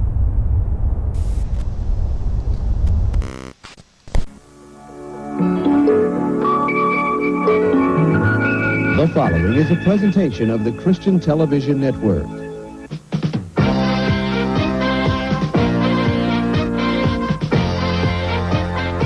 Okay.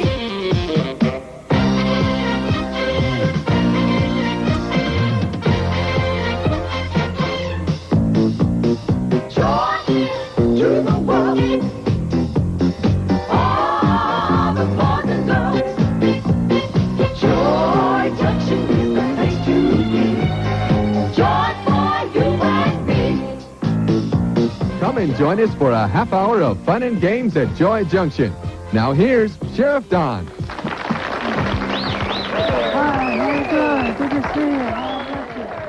Nothing wrong so far? 1980. A show is broadcasting on the Christian television network named Joy Junction. It's textbook public access TV, set at the eponymous village and hosted by the town sheriff. Throughout the show's lifespan, the town residents would join in for educational bits about the Bible, and kids were encouraged to take part in various games. It seemed to have been pretty successful during its time, as it was on the air for a few years. Okay. Bizarrely, Astrophysicist? nearly every record and archive of this show ever existing have been wiped though, merely leaving us with a handful of surviving re-uploads on YouTube. This has, admittedly, made it difficult to find any further information about Joy Junction aside from what we can distill from the existing footage. But that's okay, because that's not the main reason we're here anyway. Hi, everybody. What's happening? Hey, Ron. Good to see you. Ron, I've been waiting on you. Oh, I'm sorry I got tied up, Marty, but traffic was heavy and the stores were busy. You know how it is when you go shopping. One of the show's cast members was a ventriloquist by the name of Ron, and he was present in nearly every episode, joined by his doll Marty. They're going to come back. Well, I did come back, didn't I? Yeah. I told you I would come back, didn't I? Yeah. And I'm sorry. Typically, they'd have a quick conversation about whatever the topic of the day was, and it, at least in the surviving archives, appeared to serve as a bridge between two segments of the show. Ron's full name was Ronald Brown, and in the years following the show's eventual end, he'd launch his own puppeteering company out of Florida called Puppets Plus. Okay. On his website at puppetsplus.com, we can observe a myriad of their clients, along with the age groups that he was primarily hired for. Ages 2 to 5 and 6 to 11. Now, at first glance, this seems par for the course in his profession. Children's entertainment was his forte. However, it's when we back up and take a look at Ronald as a person when things begin to sour. Huh? You see, throughout the years, Ronald had a strange dynamic with children. Strange dynamic? For instance, in 1998, he was pulled over for a traffic violation and was found to be in possession of boys' underwear. Oh! His excuse was that he used them for his puppets, and he was eventually let off. Okay. Other complaints came throughout the 2000s about him giving rides to kids in his church van. Unfortunately, police could never do much because there wasn't any explicit crime being committed. It was incredibly strange, but unfortunately not enough to warrant any sort of arrest. Where things really get nutty though is when we jump to the early 2010s, in which Brown would find himself caught in a web of controversy.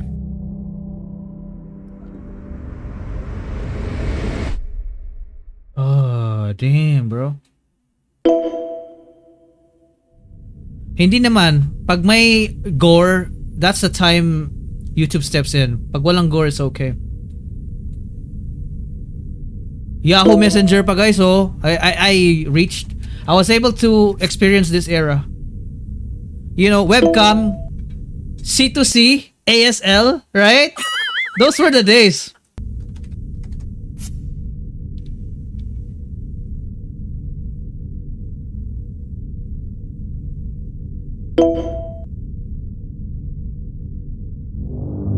Huh? Hello, how are you? Good. You doing well? And see?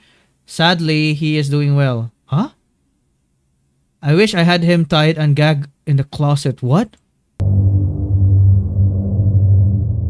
Is this actual in May footage? Of 2012, a man named Michael Arnett was arrested after a sting operation. Huh? Michael Arnett was arrested after a sting operation. Ah, CP. You know what CP is, guys? CP is, you know, child P. Charged with the production of, and upon searching his home and computer, they would find chat logs on Yahoo Messenger between he and a person going by the name U.E. Lime. As it turned out, Arnett would produce these images and distribute them to various others online from the username That is so disturbing. DK3666, Sweet Talker Linda, and Calf Keeper 2. You'll notice that U.E. Lime was outward about their desires. They expressed interest in cannibalism, torture, sexual assault, and all of it was directed towards children, even as young as 2. This just gives me some paranoid vibes, man. Me having kids of 5 years old, like, what the heck? The catch here, though, is that, you know, I don't even see myself letting my kids go alone in the school. U.E. Lime wasn't just a random person. It was Ronald Brown, his secret online alias in which he'd express his fantasy about the kids he surrounded himself with daily. Let me remind you that this was a man whose entire life was centered around associating with kids. Someone who was, at one point, on television in front of thousands. To say that these chat logs were a bad look would be putting it lightly. And yes, the messages you're seeing are straight out of the official case file. Oh my gosh. It's actually official, like the actual footage. That is disturbing, bro. I can't believe some people actually think this way.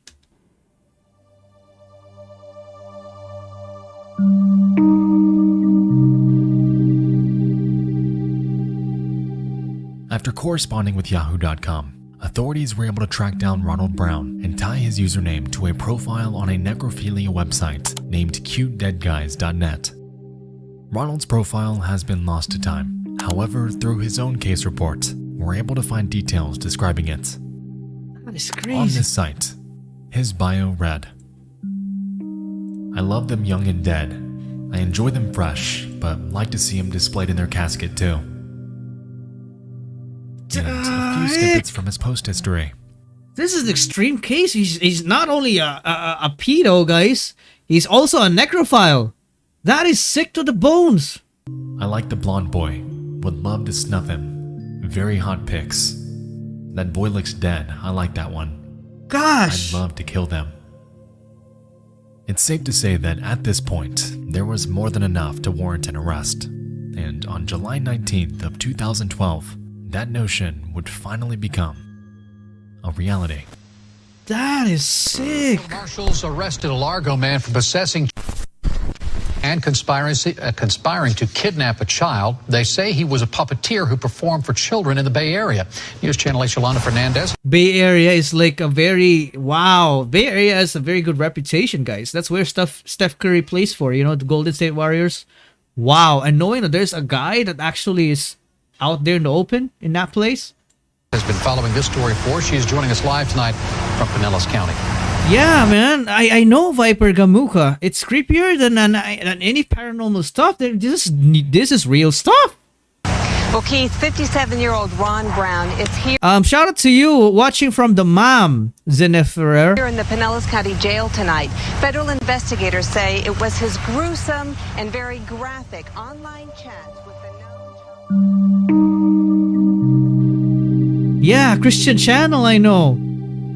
Wow. Brown's house was raided. No place is safe nowadays, guys.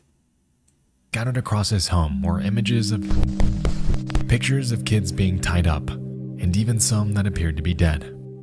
Furthermore, agents found CDs with much of the same material, a blow-up sex doll dressed in boys' clothes, a journal he kept about his fantasies dating back to 1978, and even books about serial killers and cannibalism. That is sick.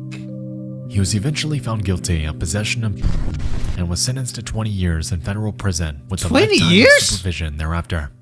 Had he lived out his full sentence, he would be out sometime in 2033. However, as of August of 2020, it's reported that he is now deceased.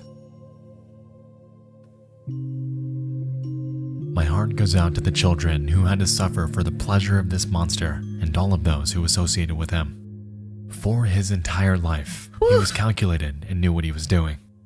His career, his church van favors, his company parties, all a front for Bro, like everything was there for him, like the resources. Like what the heck? That is sick. Darkest desires imaginable. In hindsight, I understand why Joy Junction's records were wiped. It was a show with a good premise and good intentions. I won't deny that. However, now bears a reputation forever stained by the devil. Dang, bro. Hidden within them.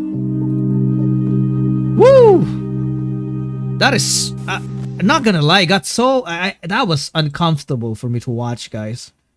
And some people might have gotten us upset by this video, and I apologize, guys. I didn't know. Okay, I mean, I don't think it's a good idea to keep watching this.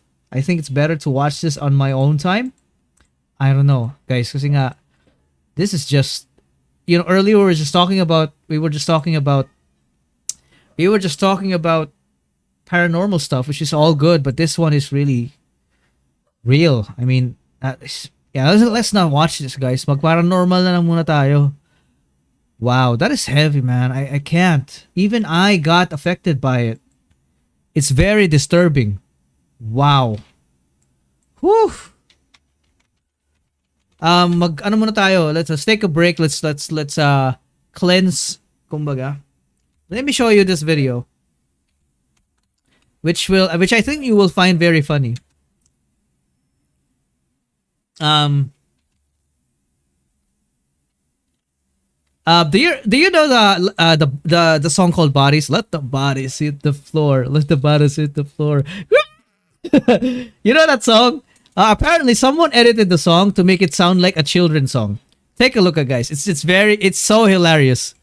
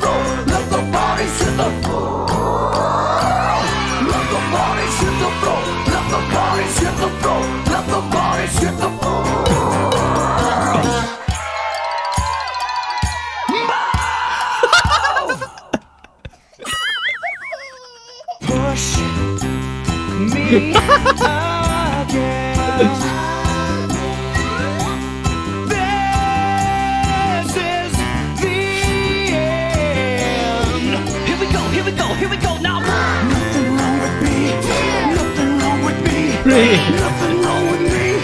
Nothing wrong with me. Something's got to give. Something's got to give.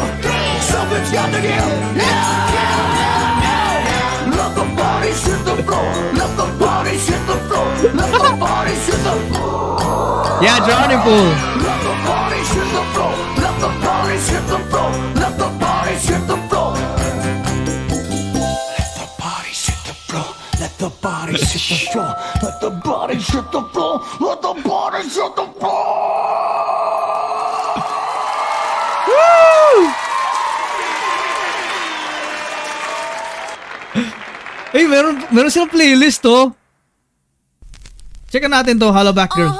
This my shit. All the girls never feel like this. A few times I've been around that track, so it's not just gonna happen like that. Cause there ain't no holler back girl. What? There ain't no holler back girl. A few times I've been around that track. Nah, I like the kid version better, guys. Not this one. Anyway, ayan, medyo na-refresh na tayo. That was a icebreaker. All right, guys. So, ano pa ba yung papanoorin natin?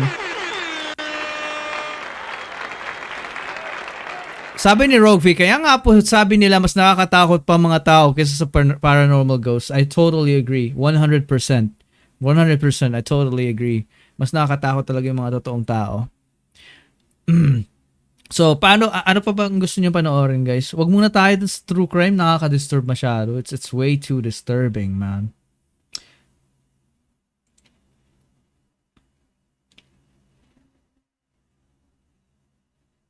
Creepy Videos 2022.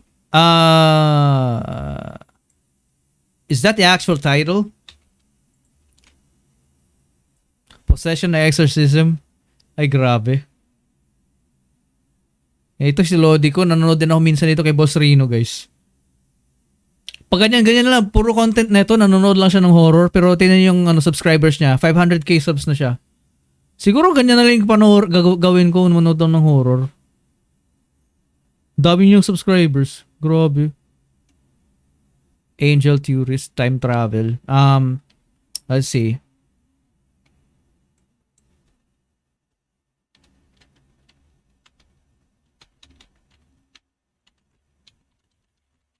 Try natin to. Proof of time travel. The most convincing time travel story. Only 2 days ago, guys. 2 days ago, 700k views. So this must be good. Okay, let's do this. Kyiv, Ukraine. In 2006, in the city of Kyiv, Ukraine, police were called... Wrong screen. Sorry about that, guys. Here. Yan. In 2006, in the city of Kyiv, Ukraine, police were called to deal with a confused man. When they arrived, they found a young man who was scared, didn't know where he was, and was dressed in strange anachronistic clothing, carrying a camera. Little did they know that they were possibly standing face to face with an actual time traveler.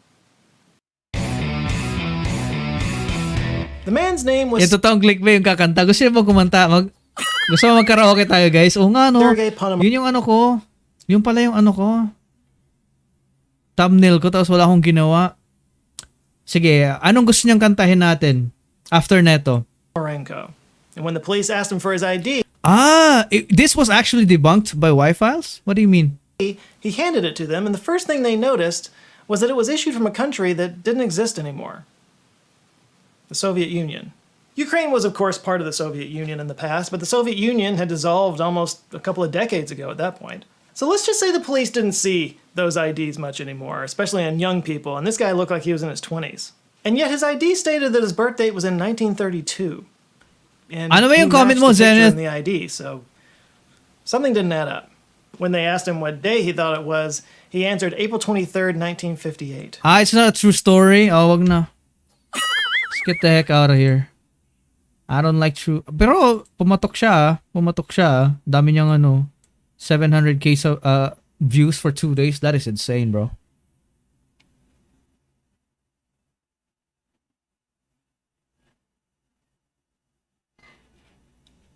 Maya na tayo mag-react ng music, JJ Way. But not gonna lie, Ren is a genius. For me, Ren is a genius, man. Ang ganda ng mga music niya. There was one time na naiyak talaga ako sa Hey Ren, yung Hey Ren niya. Damn, bro, that was heavy. I could totally relate. Scam yung thumbnail, may muscle. Oy, kala nyo, walang muscle. May muscle yan, bro. Oo, ano yan? Di scam yan, boy!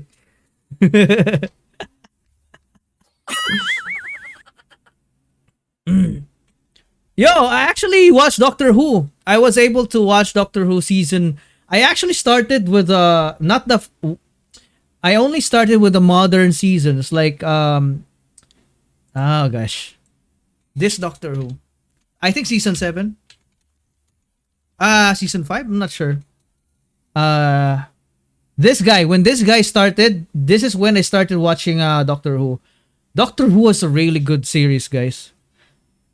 It's a genius show. Ang ganda ng show na to. Promise.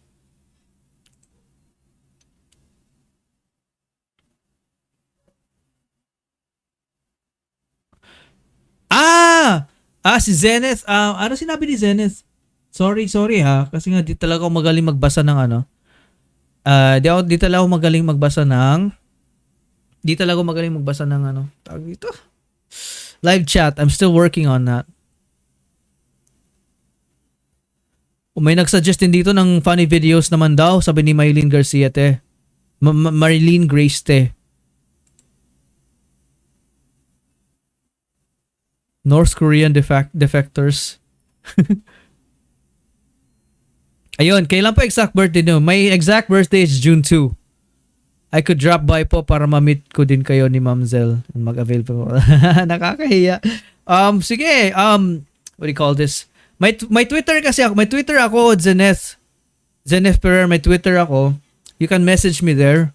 Yung name ng Twitter ko is Casual Chuck. It's the same sa channel name ko. Message mo ako doon para alam ko. And then I will let you know. Kasi nga yung pwesto namin doon, hindi pa siya permanent. Pwedeng lumipat pa kami doon. So, taga saan ka ba, Zenith? I know na galing kang abroad, 'di ba? Baka ano. Just message me when you like ahead of time, like a week before, and then we'll go ahead and meet up. Wow. You know what? We're actually going to Laia. Supposed to be later this weekend. Maglalaiya Batangas kami, pero wala kayong mabook. Naunahan na kami. Instead, sa May 13 na lang kami mag-ano. Yun lang yung may available. Pupunta kami ng Batangas sa May 13. Share ko lang. Kasi ang init, gusto ni Mrs. mag-swimming, magdagat. Gusto niya magdagat. Uy, ngayon ko lang napansin yung headset headphone mo. Bagay po, Kuya Chuck. Bagay, ang bigat nga tingnan eh. Ang bigat tingnan sa akin. Ayan, may request si Zyra Jane. Ito ata yung debunk niya 2 months ago. Pero sa kanya 2 days ago pa lang. Naunahan niya pag-debunk. Sabi he's a time traveler, no? On April 23rd, 2006. Tingnan nga natin to, maikli lang siya, guys. And then after that, pwede na tayo magkantahan. Here. On April 23rd, 2006, a man in his early 20s was seen in Kyiv, Ukraine, staring at a high-rise apartment building. Witnesses described him as looking confused and anxious. They thought he might have been a lost tourist. The man approached 2 police officers and nervously asked for directions to a place that didn't exist. The officers asked the young man for identification, but there were 2 problems with his ID. One, his documents were issued by the Soviet Union, which no longer existed. The second problem? Just like I say, you should include your mailing address on your post deets so we can send you some stuff if we feel like doing so. Wow, that's interesting. The thing about it is that I don't really feel safe sharing my address. My address is home to the public. Kasi nga, I have experienced that before. Na some people would send us, like especially especially the time when I had bashers, some people would actually send me fake letters from lawyers na nagka-claim na isusu ako because of the videos I make about SB19. I also received what do you call this? Some weird shipments. So, unfortunately lang dito sa Pilipinas walang PO box. Maganda sana pang may PO box kasi mas safe siya. Kasi nga hindi siya yung actual address mo. Pero maybe, I don't know if there's a PO box here. Especially sa Cavite. But I don't really feel like sharing my address. According to his birth date, this young man was born in 1932.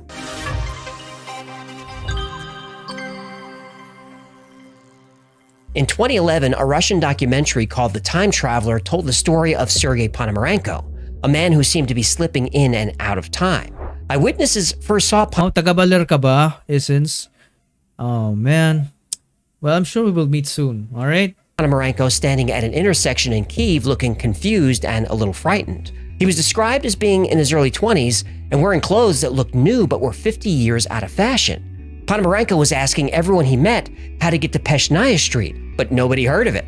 His strange behavior caught the attention of police officer Sergei Anapenko and his partner who approached him. Again, Ponomarenko wanted directions to Peshnaya Street.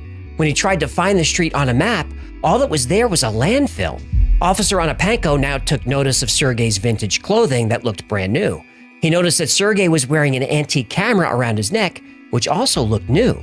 But what really caught the police officer's attention was Sergei's identification. According to the document, Sergei was born in Kyiv in 1932. That should make him 74 years old, but here he was looking no older than 25. What surprised me most was his identification papers. The papers were dated 1958, but they were like new. There was a photograph that looked similar to this man, but I didn't see how it could be him. I assumed this person was out of his mind and had to get him to a psychiatrist. Sergei Ponomarenko didn't want to see a psychiatrist, but his options were that or be arrested for vagrancy, an easy choice. So Sergei was taken to a private psychiatric clinic where everything is captured on video. And that's when things get really strange. Okay. Sergei Ponomarenko didn't want to go to a psychiatric clinic. You can see him on CCTV acting agitated and nervous. The receptionist said when he arrived, he became even more confused. I remember he kept looking at my mobile phone, just staring at it. He didn't want to give me his code or his camera or any of his belongings. I knew he was going to be a difficult patient. Compared to the picture at the time of his disappearance, he hasn't aged at all. But even more strange is the background of the photograph. You can see the Motherland statue over Sergei's right shoulder. There's no question that this is Kyiv. Investigators went to the exact spot where Sergei took the picture. They found the location, but the rest of the skyline is wrong. Kyiv doesn't have all those skyscrapers, at least not yet. On the back of the photograph was a message to Valentina written in Sergei's own hand. Dearest Valentina, everything is fine with me. I'll try to return when I can. Yours, Sergei. It would seem that Sergei Ponomarenko had jumped into the future once again. But considering how big Kyiv looks in the photos, and given what the city has endured recently, there's no way to tell just how far into the future Sergei's traveled, but it's obviously pretty far. As of 2011, when this documentary was released, Sergei had not reached out to Valentina, nor was he spotted anywhere in the city. So if we're going to solve this mystery, we're apparently going to have to wait a long, long time. The concept of time travel has been a staple of science fiction for a long time. In 1770, Louis-Sébastien Mercier wrote the book The Year 2440, where the hero travels centuries into the future. A Christmas Carol written by Charles Dickens in 1843 explored time travel in both directions. But the story that really kicked off the genre was The Time Machine, written by H.G. Wells in 1895. But those are works of fiction. Is time travel really possible? And if so, how? Well, we know that traveling into the future is possible. In 1905, Einstein published his special theory of relativity. Einstein described how moving clocks tick more slowly than stationary ones. The faster you move, the slower time moves. So if you want to travel 100 years into the future, what you do is take a spaceship that can travel at 99.995% the speed of light, then fly somewhere 50 light years away, turn around and come back. On Earth, 100 years have passed, but because you were going so fast, the trip only took you a year. Time travel. This theory has been proven in the real world. Is that if you right? put an extremely accurate clock on a plane and fly it in the same direction that the Earth spins, when you land, that clock will be slightly behind the clocks on Earth. That's special relativity. In 1915, Einstein published the theory of general relativity. I don't even know that this... What? This describes gravity as a geometric property of space-time, otherwise known as four-dimensional space, and how space-time is like a fabric or continuum that curves around whatever matter happens to be present. A word? What's up? Obviously, I understand all this. Obviously. But maybe dumb it down a little. You know, not everyone out there is as smart as a goldfish. Well, yeah, I mean, theory of relativity is like very simple to me, but I mean, you know, how is it? Like, I am very surprised to the fact of how simple it is actually. General relativity is a lot. And yeah, exactly. I am not really good in physics. But for the purposes of this... and the funny thing is that my best subject is actually math. I'm very good at math. I'm very good in algebra. Physics, I suck at it. Especially, and also history. My best subjects are math and English. That's it. This episode, it boils down to this. The higher the gravity, the slower time moves. This is called gravitational time dilation. Even dumber, please. Fine. Remember in Interstellar, there's that scene where Matthew McConaughey and the crew... All right. No, what? That's my McConaughey impression. Do you have to? What? I'm helping you dumb it down. You most certainly are. Anyway, when the crew lands on that planet near the black hole, the gravity is so severe that for every hour they're on the planet, 7 years pass on Earth. A less McConaughey example is GPS satellites. They're about 12,000 miles above the Earth's surface. So less gravity, which means time moves faster up there. Time on the satellites has to be adjusted to match the slower moving time down here on the surface. Wow. Otherwise GPS wouldn't work. But all of that is about time travel into the future. What about time travel to the past? Well, that's a bit more theoretical and controversial. Not all physicists believe it's possible. Einstein's theories say it is possible, in theory. How it's achieved is by bending or warping space-time so much that you can take a shortcut from point A to point B, a shortcut that lets you move faster than light. And if you can somehow move faster than light and get space-time to wrap around itself like a cylinder, you can travel back in time, in theory. Your path through time like this is your world line, your path through time. You're going toward the future always. But what can happen here is that the space-time is sufficiently twisted so that you, while going toward the future all the time, yet circle back and visit an event in your own past. Wow. But doing something like this would require a tremendous amount of energy, possibly all the energy of an exploding star. Now, obviously, our civilization can't do this. But maybe a very advanced civilization could. Maybe that type of civilization flies vehicles like this. So is that what happened to Sergei Ponomarenko when he took a picture of the UFO? Did he somehow enter a wormhole or a tear in the fabric of space-time? Well, now we've heard the story of Sergei Ponomarenko, and we've determined that time travel is theoretically possible. So is this story true? No. But every article and video I found that covers the story seems to be just a retelling of each other's version of the story, and none of those versions are right. It's actually not true. Today you learned the real story because I was able to track down the original full-length documentary, which I had translated from Russian, which wasn't easy. Oh, I could have done that for you. Oh, you speak Russian? Да. Everyone knows that word. У меня много секретов, чувак. Okay. Anyway, there are a few things in the documentary that point to a hoax. First, in the credits, there's a casting director. But maybe that's for the scenes that were dramatized. Fine. But the police officer says Sergei appeared on Tuesday, April 23rd, 2006. The camera in the lobby says Wednesday, April 23rd. But they're both wrong. That was actually a Sunday. And during his first visit, Sergei tells the doctor that he was born in June 1932. But his ID says he was born in March. During Sergei's second visit to the doctor, the time is 10:39 a.m., April 25th. So the dates and times are all over the place. You'd think if you were writing a time travel story, you'd try to be correct about the, time. I know, that was disappointing. Next, the picture of Sergei that the police have on the missing persons report. Look at the picture Sergei sends to Valentina. Look at his clothes. Look at his collar. They're the same clothes and his collar is flipped the same exact way in both photos. This is the same picture. But his expressions are different, but he's been digitally aged, so the producers probably did that to make it seem more real. But these are details they probably should have caught. So yeah, this story is fake. But still, I think it's one of the best time travel stories I've come across. The actors were convincing, and as long as you don't pay too close attention, the pictures are great. So why are we so fascinated with time travel? Well, I think it's because time is one of the few things in our lives that is equal for everyone, and that no one can control. Yeah, no matter how much man. wealth or power you may accumulate, eventually time wins. Exactly. Time travel makes us think of the possibilities of the future, of what may exist after we're gone. Time travel also reminds us of the impossibilities of the past. Man, this is so deep, man. This has turned out to be a very, very educational and information filled video. I love it. I'm learning a lot. Of decisions made, of mistakes, regrets. How many things in your life would you go back and change? Maybe you wouldn't have said that stupid thing in class. Maybe you would have stood up to that bully in your neighborhood or been nicer to that nerd on the bus.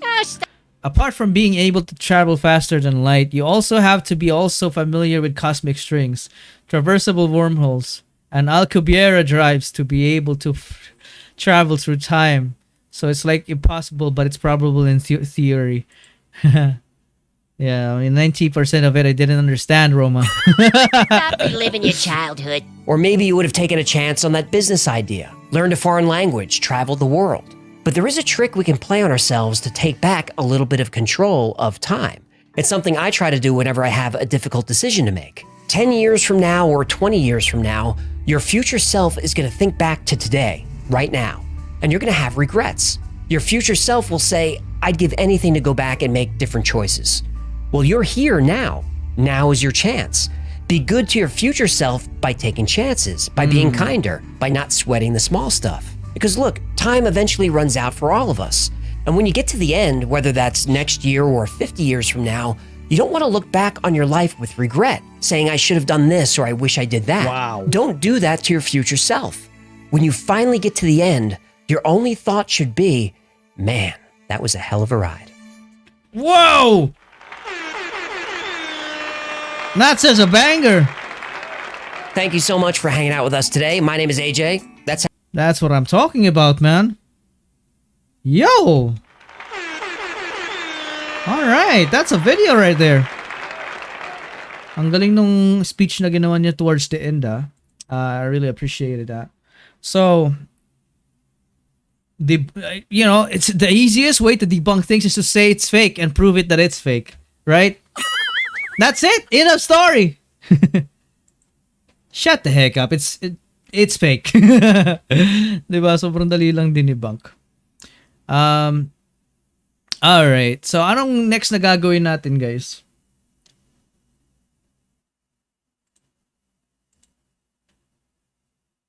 Dapat kasi may ilalapag ako na video ngayon, pero may lakad kami kanina. So, bukas ko na lang ilalapag yun.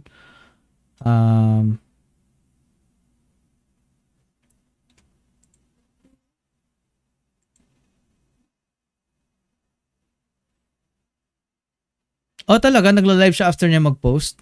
Wow, nakakatuwa naman.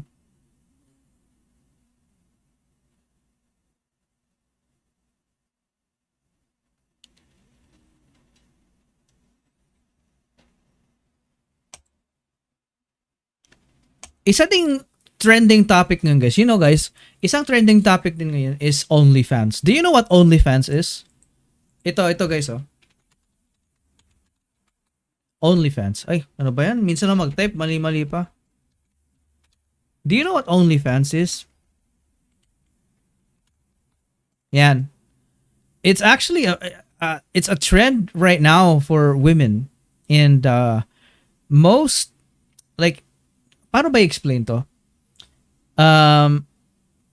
There are women right now who are actually promoting this as a sign of independence, as a sign of raising the female flag, because what do you call this? Parang what they're trying to say is that they can do whatever they want with their body, right? Because OnlyFans, sa mga hindi nakakaalam, yung OnlyFans is like, this is like YouTube, but there's no boundaries. Like you can, this is like paid YouTube, like a Patreon, but no boundaries. That means like it's like following your favorite content creator, and this content creator would show you his or her body, you know, for $1 or for $4 per month only. So they would like, you know, sometimes go live and then they would like strip and all that, or just show their private parts. In today's day and age, it's being normalized. So what do you guys think about that? Yeah, I received an offer to show my toes. Oh, diba? People right now have fetishes, and then it's being glorified for some reason right now. Parang there's even like ibang tao na there's an OnlyFans only showing their feet, and then they're getting a lot of money out of it. So what's your opinion about it, guys? Like, especially sa mga lalaking nanonood ngayon, I want to ask you, would you date a woman with an OnlyFans account? Would you date a woman with an OnlyFans account? I am married, but if I wasn't, I will not. You know, I wouldn't date a woman whose private part is seen by every other guy for only $4 a month. That is crazy.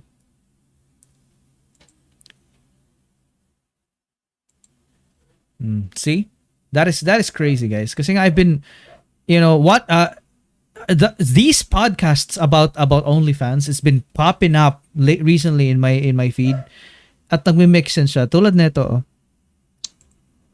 Okay. I find it amazing that women can get into their 20s, be educated, know all these things about the world, but not necessarily know what the man that it's they pretty want. It's pretty much the what they call this, the feminism movement. Kasi nga merong ang hirap naman kasi magsalita eh. I need help when it comes to talking about feminism kasi nga it has to be represented or like explained by an actual woman kasi nga I'm a guy, you know. What do I know about feminism? But to a certain degree, ganun ang nangyayari ngayon is feminism is like they're trying to normalize OnlyFans because they are the bosses of their own body, you know. If men can sleep to different women, why can't women do that too, right? So parang and most of the time nangyayari siya sa Western countries. Hindi naman sa Pilipinas, pero unti-unti na ring na-normalize yun dito.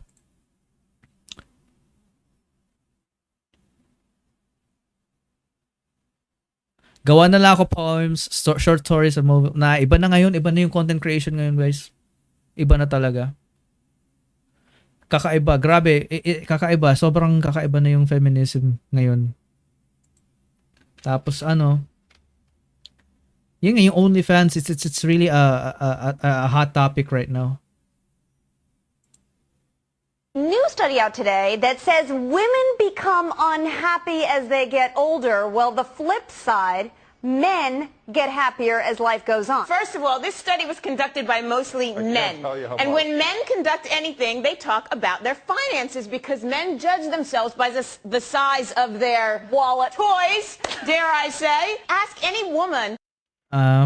What the heck was that? Look at his eyes, boy. Down. How would you define a woman? An adult human female. How doesn't a transgender woman fit that definition? Ito pa yun, guys. Ito rin hot topic din to ngayon, yung transgenders.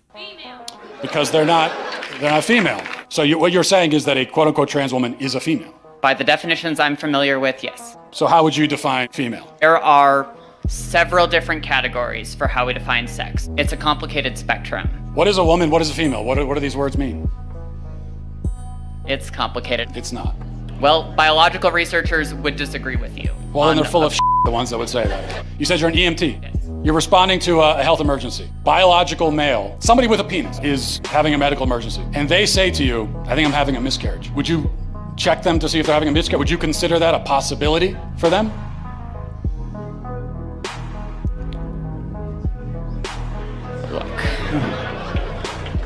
Uh-oh.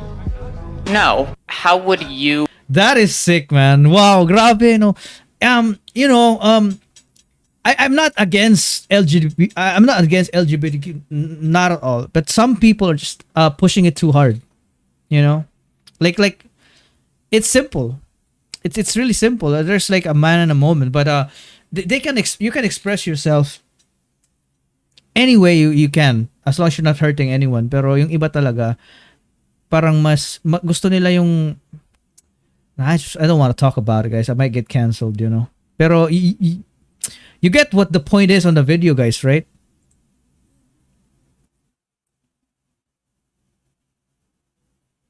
Kuya Chuck, do you know what transable exists? The transable is that really?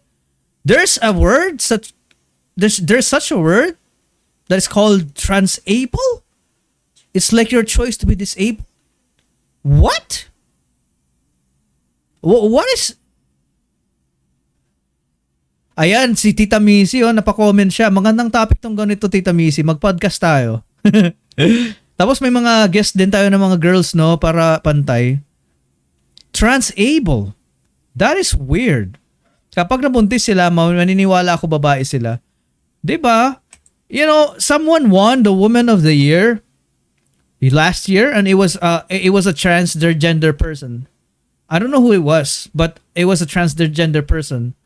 You know, if you think about it, your mom has been a woman, and let me show you. Nasaan na yun? I saw a short, like, not too long ago, from Tom McDonald. Let me just show you this, guys. Meron siyang short na in-upload na let's say your boyfriend. Sorry, hold on, guys. Nasaan si McDonald? May sinabi siya na sobrang interesting. Recently kasi yung Bud Light, basta let's just I don't want to say anything. I'll just show it to you. Nasaan na yun? Sa US din to, guys. Ito. Check this out. Hey guys, I just wanted to talk about free speech real quick. The whole concept of free speech is completely pointless unless everybody has it. Oh, everybody. Not this one. Okay, you are not gonna believe what I just found on Not Google. Not this one. Hey guys. Where is it? All right, so there's a lot of people talking about the new Oh, this one. Dear Bud Light. This one. All right, so there's a lot of people talking about the new trans spokesperson for Bud Light beer, Dylan Mulvaney. Apparently, to celebrate Dylan's 365th day as a woman, they've put Dylan's face on the can. Yeah, you know Dylan? The woman? Yeah. Personally, I think it'd be more appropriate to put David's face on some Pennzoil transmission fluid. Get it? What the hell? Hey, Bud Light, my mom's been a woman for 23,725 days, and you didn't put her face on a can. Rosa Parks ain't on a can. Mother Teresa ain't on a can. Joan of Arc ain't on a can. Mother Mary ain't on a can. And she gave birth to Jesus. Anyway, if you're one of the people boycotting Bud Light for partnering with Dylan, I'd like to congratulate you on joining the rest of the world who's been boycotting Bud Light ever since we discovered it's literally the most disgusting tasting beer known to man. But seriously, if you're one of the folks who's mad that the official spokesperson for Bud Light is now a trans person, take a look in the mirror. You're drinking light beer. You're halfway there yourself. All right, so there's a... What do you think? What do you think about that, guys? Like, grabe, no? It's really becoming very complicated these days. Like, you can't just say that a man is a man and a woman is a woman because you can offend someone. Wala lang. I just wanted to share that kasi nga yun yung nagpa-pop up talaga sa algorithm ko lately. And I found it very fascinating. Like I don't have anything against LGBTQ, but you know, the dude has a point, but sometimes it can be too much. So, what are we going to do now, guys?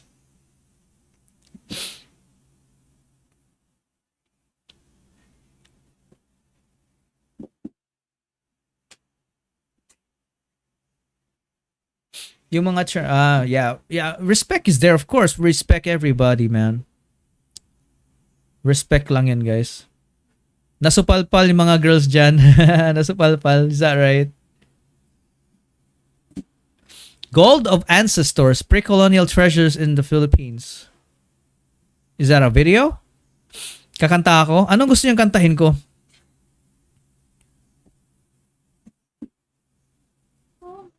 I'm about to start my shift now, but I'm still watching. Yo, it is what it is, Romacia. Kakanta na yan. Anong gusto niyang kakantahin natin? Beer? Wag beer, guys. Di ko kaya yun. I'm not good at vocals. I'd rather rap. Do you have a rap song? Maybe Wild Tonight. You want me to hear Wild Tonight? Oh, di ba? Tatawa yung misis ko dito. Kinakahiya ko nito.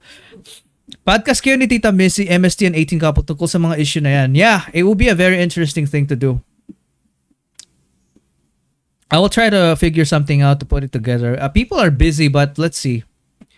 We will go ahead and see. You know, I would really love to get educated, like in detail.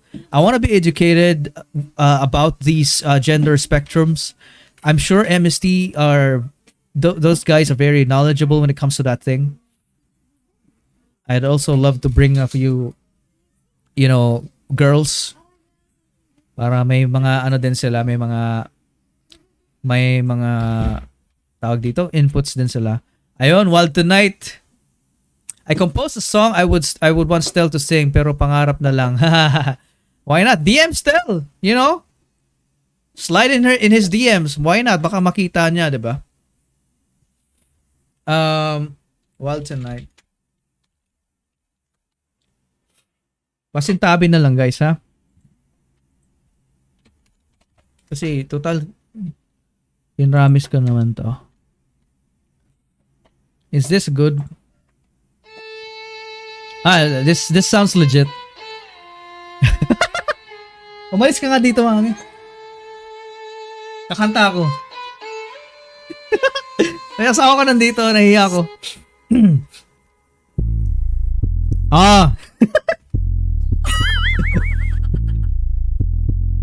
Let's go! Musta nung dekada na ba? Ganun pa rin ba? Sentido common wala? Punstahan di mo inakala ako'y magigising nga sa inyong panggagambala. Nag-aabang nagkamali, nagkamasid lahat pero sandali. Hindi ako tumatanda. Shh! Ngunit kayo hindi nagtatanda. Sarili kong libigan na aking tinutulagan. Di nyo papapigilan na ako'y tiyutiringan ng tanghila. Apil. Nang hirap naman! Ang hirap! Gagi, ang bilis! This is embarrassing, bro. One more time. Alright. Musta nung dekada na ba? Ganun pa rin ba? Sentido common wala? Pustahan di mo inakala ako'y magigising nga sa iyong panggagambala. Nag-aabang magkamali, nakamasid lahat pero sandali. Di ako tumatanda.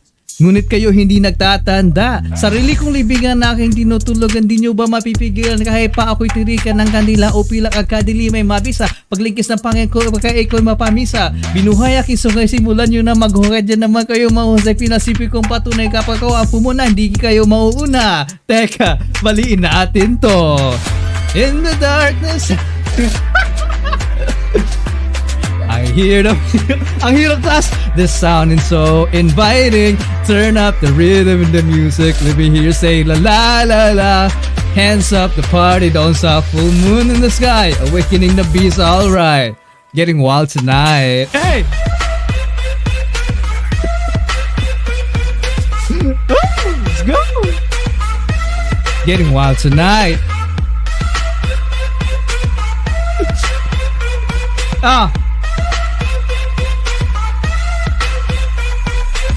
Going up like a boy we fly. Ain't nobody gonna do my high. Nandito na ako sa tutok ng liga ko pero pinili bumaba to say hi. That's your typical twilight. Eyes on me, that's a highlight. Days up but know that I can. When the sun goes down, you know that I am. In the darkness hiding, I feel your heartbeats rising. I hear the people crying. The sound is so inviting. Turn up the rhythm and the music. Let me hear you say la la la la. Hands up, the party don't stop. Full moon in the sky, awakening the beast. Alright, getting wild tonight, yeah.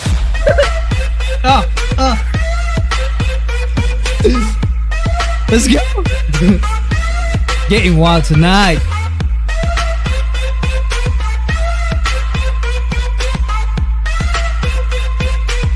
Grabe, ang hirap.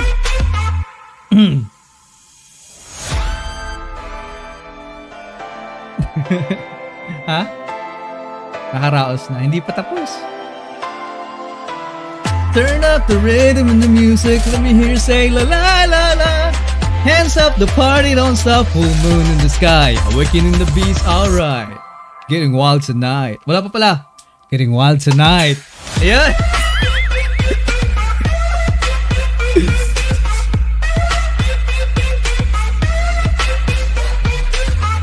Ay, nakalimutan ko na.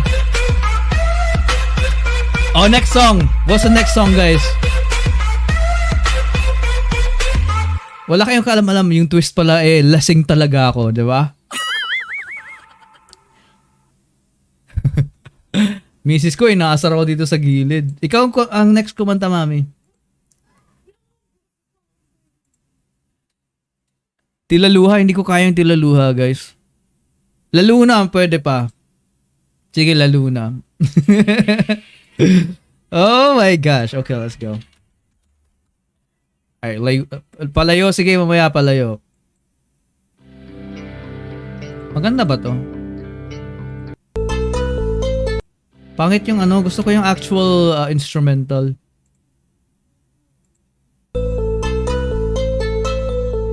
Hindi naman siya... Asan yung actual instrumental? Ayan, ito. Kaso walang lyrics. Let me look for the lyrics. Oh shit.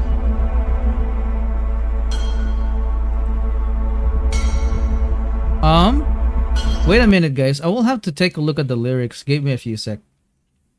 Kasi nga, I memorize it, pero I'd rather have the lyrics on para sure.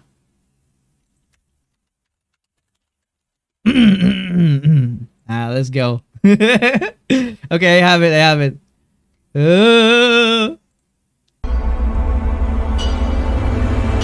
Alright, good luck.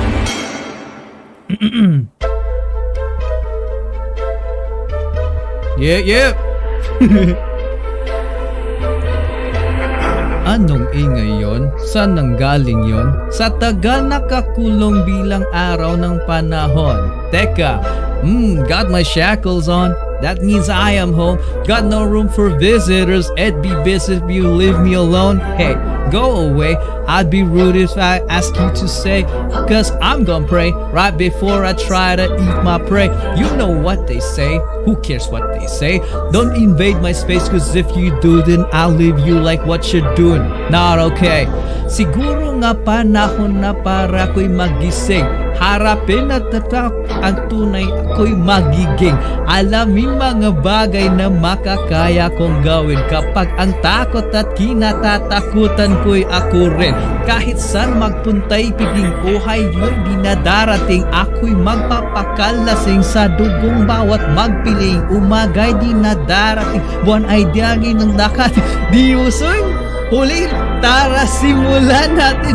That was a nice proposal, but I'm trying to avoid trouble. I'll admit that keeping myself to myself isn't ideal.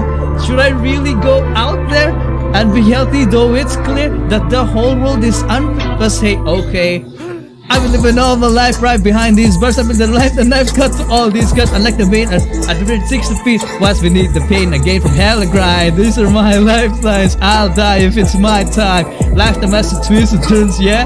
I keep updating my timeline. Woo! Wala na matatago pa. Nagbukas na ang pulang kurtina. Simula na ng lalo na dugoy dadanak na sa mga kalwang mapanghusga. Tuhin hindi magtitimpi kahit sabihin na hindi na dapat itama ang mga mali. Kasi nga mali ka naman respect, hindi mabibili. Sa tanang buhay ay naglakbay ng mag-isa. Mga paniniwala ay di nabasag ng iba. Di kailan may kailangan ng maraming kaibigan na sa kalagitnaan ng digmaan ay nawawala. At kung kailangan wala sila, yon ay di problema. Kayang-kayang at ginagawa ko na. Ang iba'y iniisip na sila'y pagwala sila. Pwes di ako tulad nila, hibang ka ba?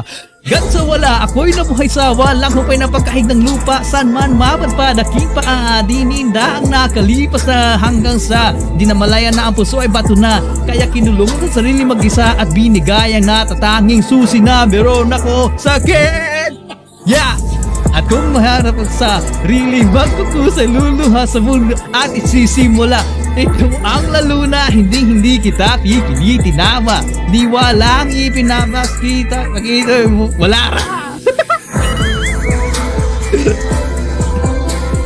Lalo na di maiwala kayo'y magtago na.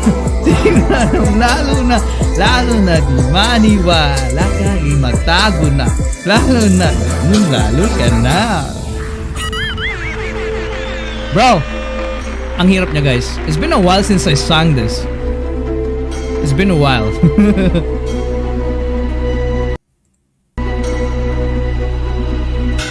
Alright. Andito pa ba si Tita Missy?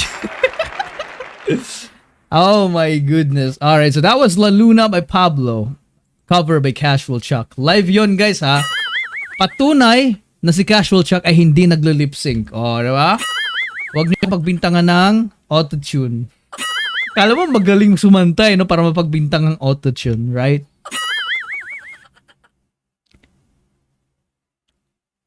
"1% habol pa palayo with body roll." Guys, you guys are crazy, guys. Madali lang. Ay, gawin, niyabang, no? Madali daw yung palayo. Ay, nako. Alright, let's go. Eminem song. Sige, mamaya after this, Eminem song. Ang hirap din yung Eminem, guys. 0% na yung bat, tapos nakakapag-chat pa lang. Dagan ko, palayo, nasa imo. Hindi siya hindi siya yung actual instrumental. I want the actual instrumental. I deserve actual instrumental.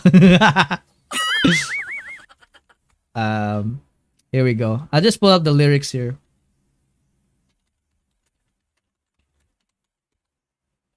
Alright, here we go. Nag-freestyle ako ng rap dito, nakalimutan ko na kung ano yung pin-freestyle ko dun. Nasa TikTok. Bisaya din guys, if you haven't heard of it. Nag-freestyle ako nito once live, nag-live ako. Bisaya yung lyrics. Where's the instrumental? Ayan, ito. Game!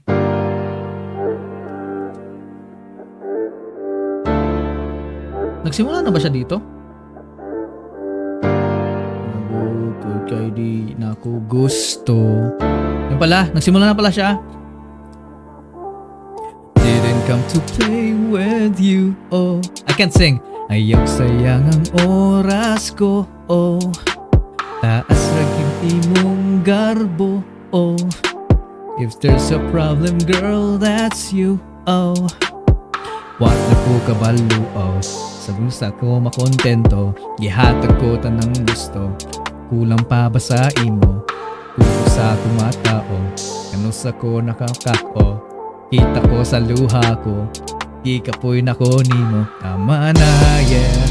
Sakto na, yeah. Di na nako kaya ang tanan, yeah. Nganong ing anak ka, kawalay kwenta, kini akong gisulti ang paminawa. Abi mo ba, di ko mula, kau palayo sa imuha. Ay huna-huna, di na ko kaya, buhi-buhi. Diri na lang ta, oh, oh. Di ko kaya guys. I will lose respect of myself. Hey!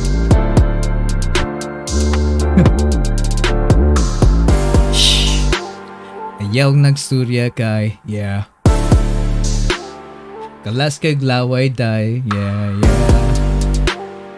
Dugay ra kaayo ko, gipulag pamina sa imong istorya. Di la ko kasabag, pero di ko gustog sa magkumpangutan-on ka.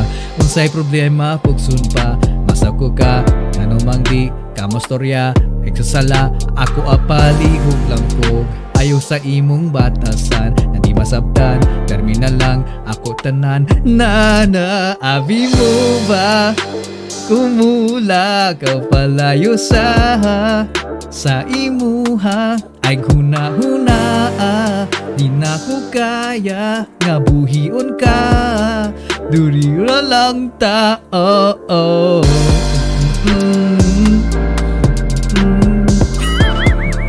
Grabe, 0% buhay pa rin siya dahil kumakanta ako.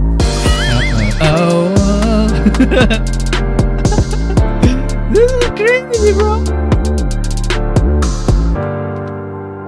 Palayo na sa imo ay nagugod kay di na ko gusto. Yeah. Kalagot di masukod. Wa ka panalipod.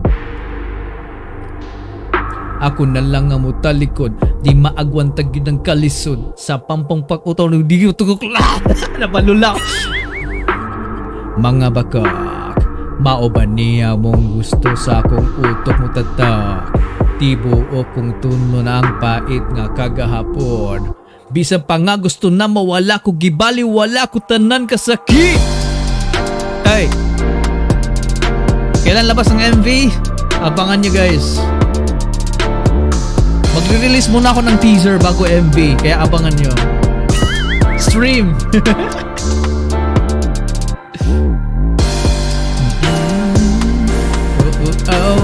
Alright, that's it guys.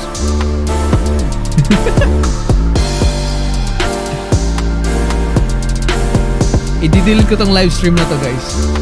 I-delete ko siya guys. Dagan ko palayo na sa imo. Woo! Alright, that's it. Palayo by Philip. Rendered by Chuck. Ang dami pa rin nanonood, 75. Mga loko-loko.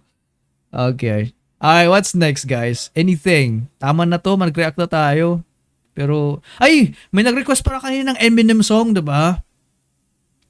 May nag-request ng Eminem song. Sige, pagbigyan ko yan. Ano ba maganda kay Eminem? Ito paborito ko sa kanya eh. Recorded na. Mahirap yung kay Pablo. Ito muna, Not Afraid.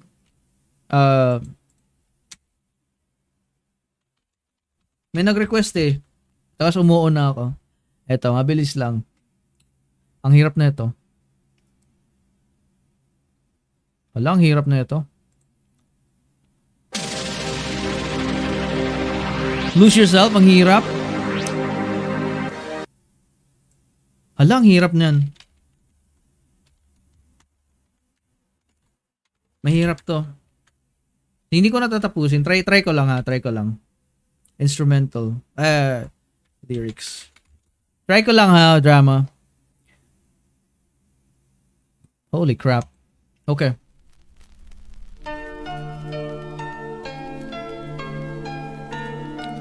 Nirarap ko to nung kabataan ko.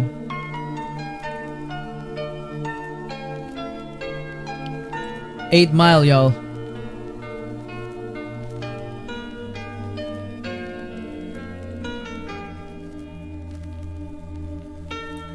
Si Tita Macy nanonood pa rin pala. Nako po.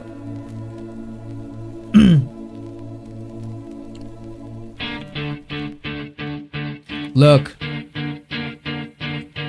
If you had one shot, one opportunity to seize everything you ever wanted, one moment, would you capture it or just let it slip? Yeah. His palms are sweaty. Nick's weak arms are heavy. There's vomit on the sweater already. Mom's spaghetti. He's nervous, but on the surface he looks calm and ready to drop bombs. But he keeps on forgetting what he wrote down. The whole crowd all so loud. He opens his mouth, but the world's he's choking. How everybody's joking now. The clown's right out. Vibes up over blast. Snap back to reality. Oh, there goes gravity. Oh, there goes gravity. Choke. He's so mad, but he won't give up that easy. No. no, he won't have that. He knows the whole back of his rolls. I don't matter. He knows what is broke. He's so stagnant. He knows when he goes back to this mobile home, that's when it's back to the lab again, yo. His whole raps, it is better to capture this moment. I hope you don't pass him. Lose yourself in the music. The moment you want it, you better never let it go. You only get one shot, do not miss a chance to blow. This opportunity comes once in a lifetime. You better. You only get one shot, do not miss a chance to blow. This opportunity comes with souls escaping. Use ang hirap. This one man, make them king as double trot. Then you all ang hirap, guys. Ang hirap. I can't. I know a little bit, kaya ko siyang sabayan, pero like ako lang, alone, I can't do it. But I tried, okay? I tried. Iba-iba talaga sa Eminem. Yung cadence, the bars, crazy. So, meron nag-request kanina. Ano nga yan? Ano nga yan gusto niya?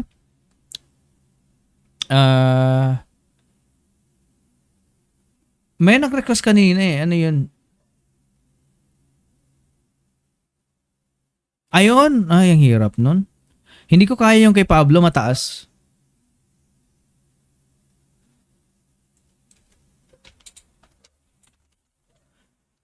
And I don't think there's an instrumental for this. Is there an instrumental for this? Oh, there is. Wow. Okay, let's try this. Daddy's singing. Come here. Daddy's singing. Come on. Ito anak ko.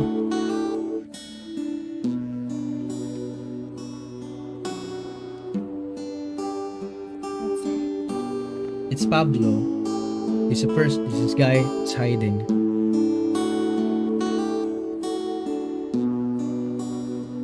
What time is that? It's 8 p.m. 8 p.m. Mm-hmm.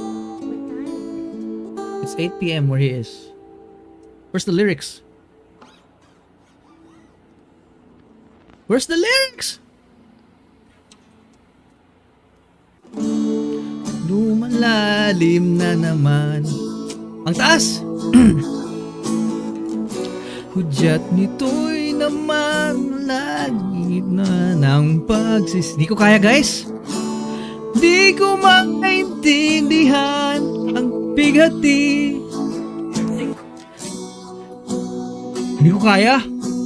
Aking sarili. Ikaw ba'y may alam sa aking dinadamdam? O tulad nilang walang pakialam?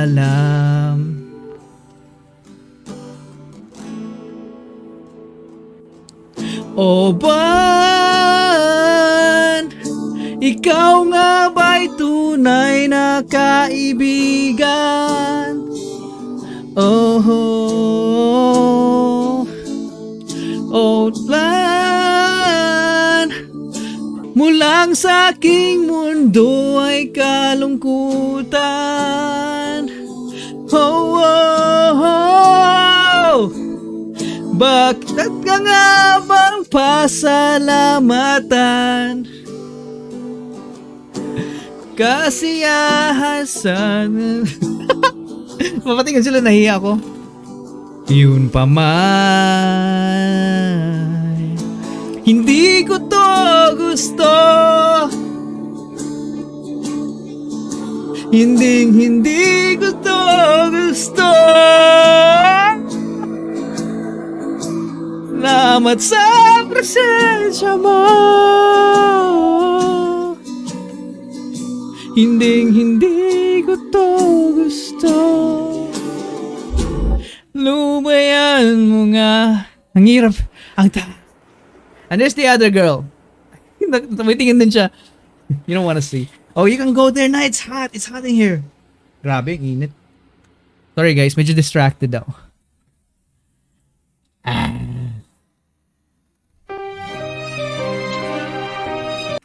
Hala, tilaluhay yung sumunod. Grabe, pinawisan ako guys. What's next?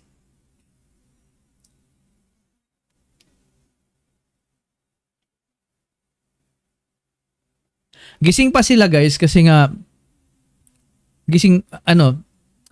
ganito dito sa bahay. 12 midnight na sila.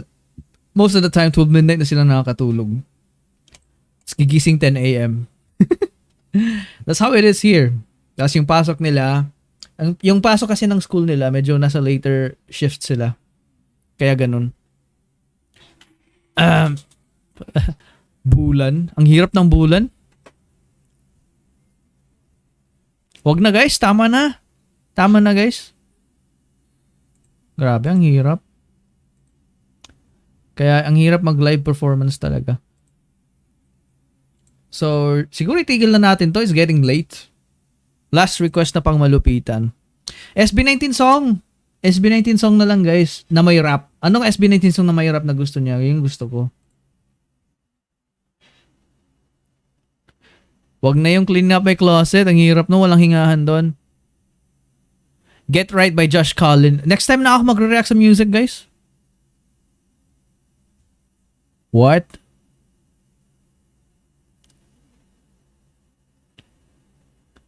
Next live ko, magre-react ako sa music. Sige, try natin bukas. Try ko bukas mag-live. React tayo ng any music. Wag muna ngayon. Patapos na tayo eh. Bazinga or what?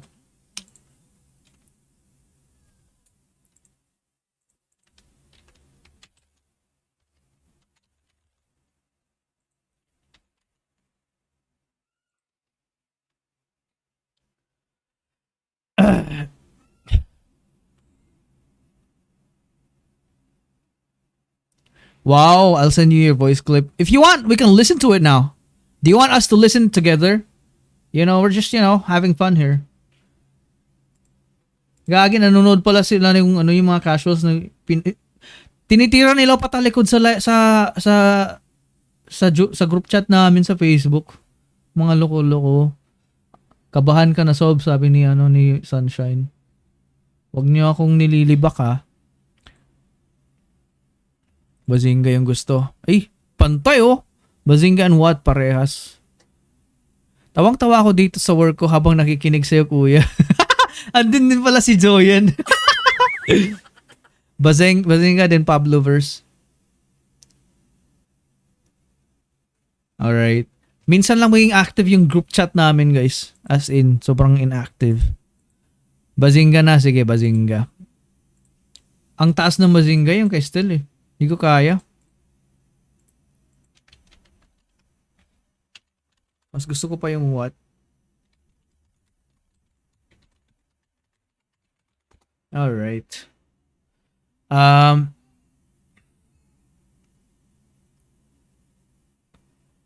ito.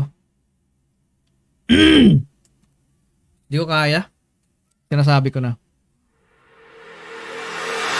Every day I think the load gets heavy. Throw it away. The world alone hostility. Stare away to break the curse and stop this night.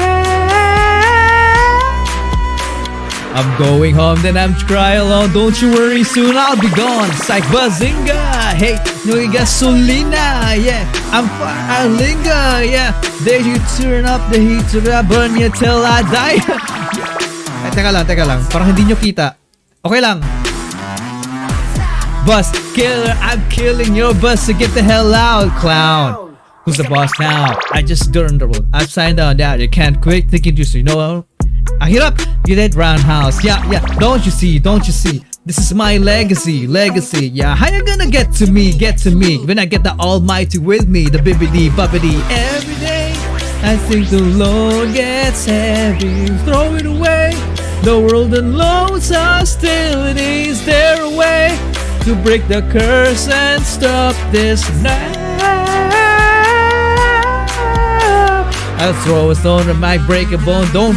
Because I want to don't Bazinga, hey, no gasolina, yeah, I'm far I linger there. You to turn up the heat and I'll burn you till I die. Bruce, be proud of water moves, they stagger water bus killer. I'm killing your bus to get the hell out.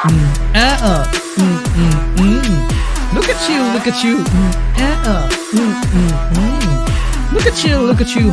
Look at you, peekaboo, peekaboo, boo. I'ma beat you even if I didn't learn kung fu. 1-2 punch, oh, you're lucky cause I didn't how to say that too. Psycho, just to keep it low. Guess I know that I am the one at the year, the double low. Never get the shit, just the fuel. Step it later to you until I don't have to say clear. Bakit pa hilig yung mamuna? Masakit pa sa tenga pag nagbara. Huwag mag-alala, lahat tanda ko pa. Lahat na papamirang natamasa.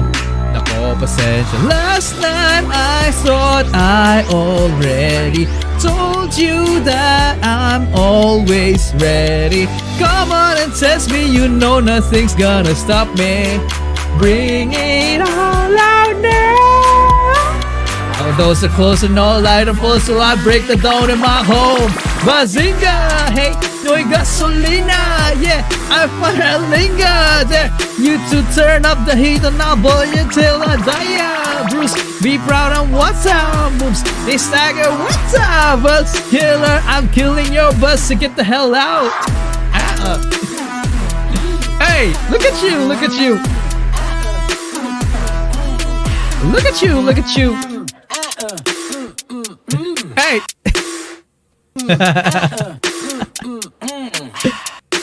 Turn down the volume na lang, guys. Alright, that's it for tonight, guys. So thank you so much for joining me. You guys are just enjoy watching. Back to creepy vid. Bas gusto pa ni Carmelita Frolendo yung creepy vid kesa sa kumakanta ako. Alright, guys. Gusto pa ng more. May gusto pa ng more. Tama na, guys. Tigilan na natin. It's getting late. Nasend ko na sa FB Messenger mo. Roma, is it okay? I asked you earlier. Is it okay if we listen to it together here sa live? I'd like to react to it. Sa FB Messenger ko. What's your name sa FB? Ah, there. I found it. I found you. Hold on.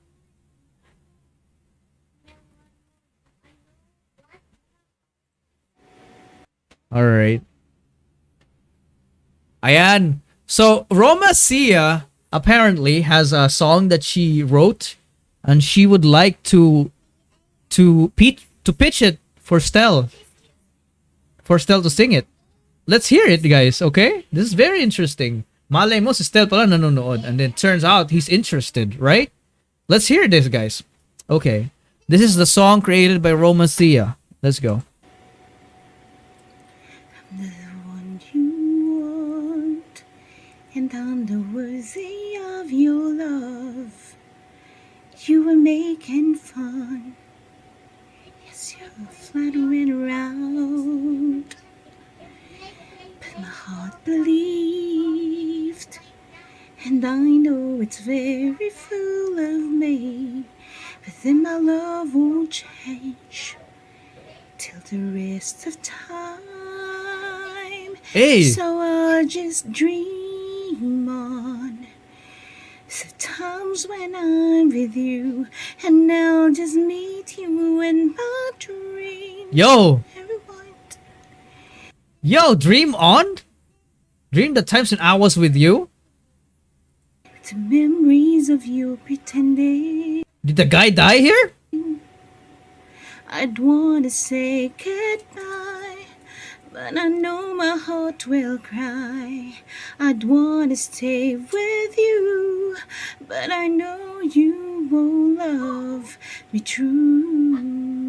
Ilaluha pala to. And then you left my heart, you tore and bodied bare, but still my heart won't change till you came back. So I'll just dream on the times when I'm with you, and I'll just meet you in my dreams. And what?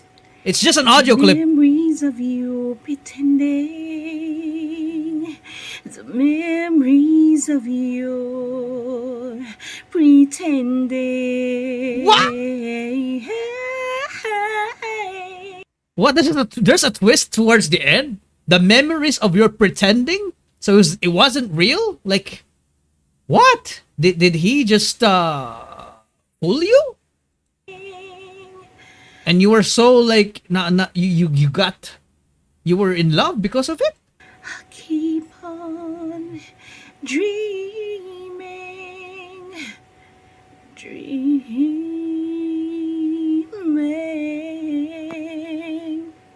Jeez. Grabe naman yun. Ang lala naman ng ano na yun. Parang mas malala pa yun sa hanggang sa huli. No? Kasi parang niloko siya ng guy pero na-in love pa rin siya. And her comfort is to just reminisce the good memories kahit niloko siya. Right? That's pretty much the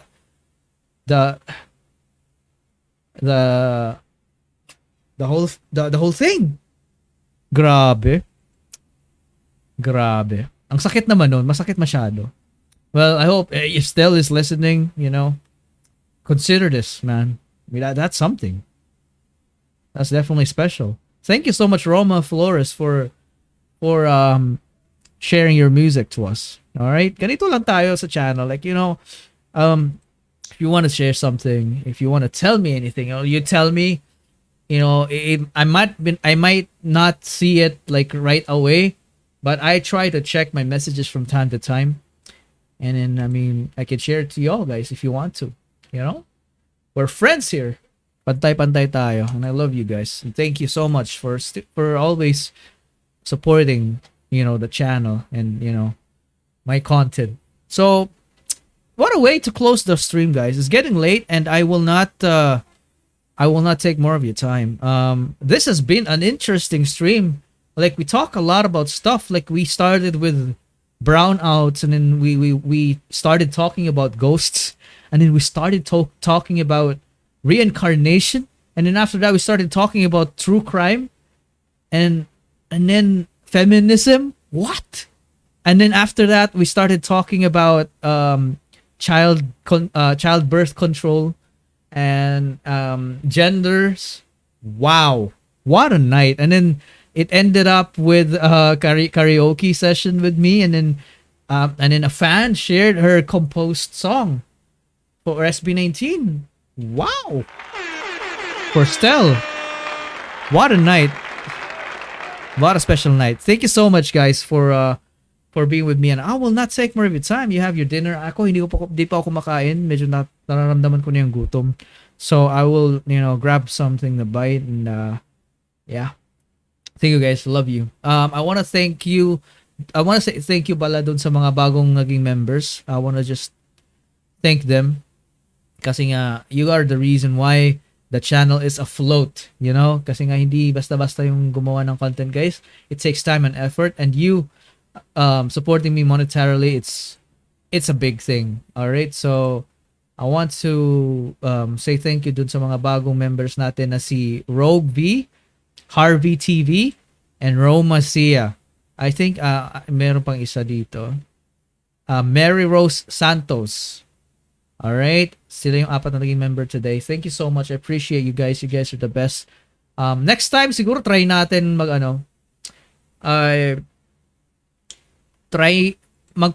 I will post something. I will post something on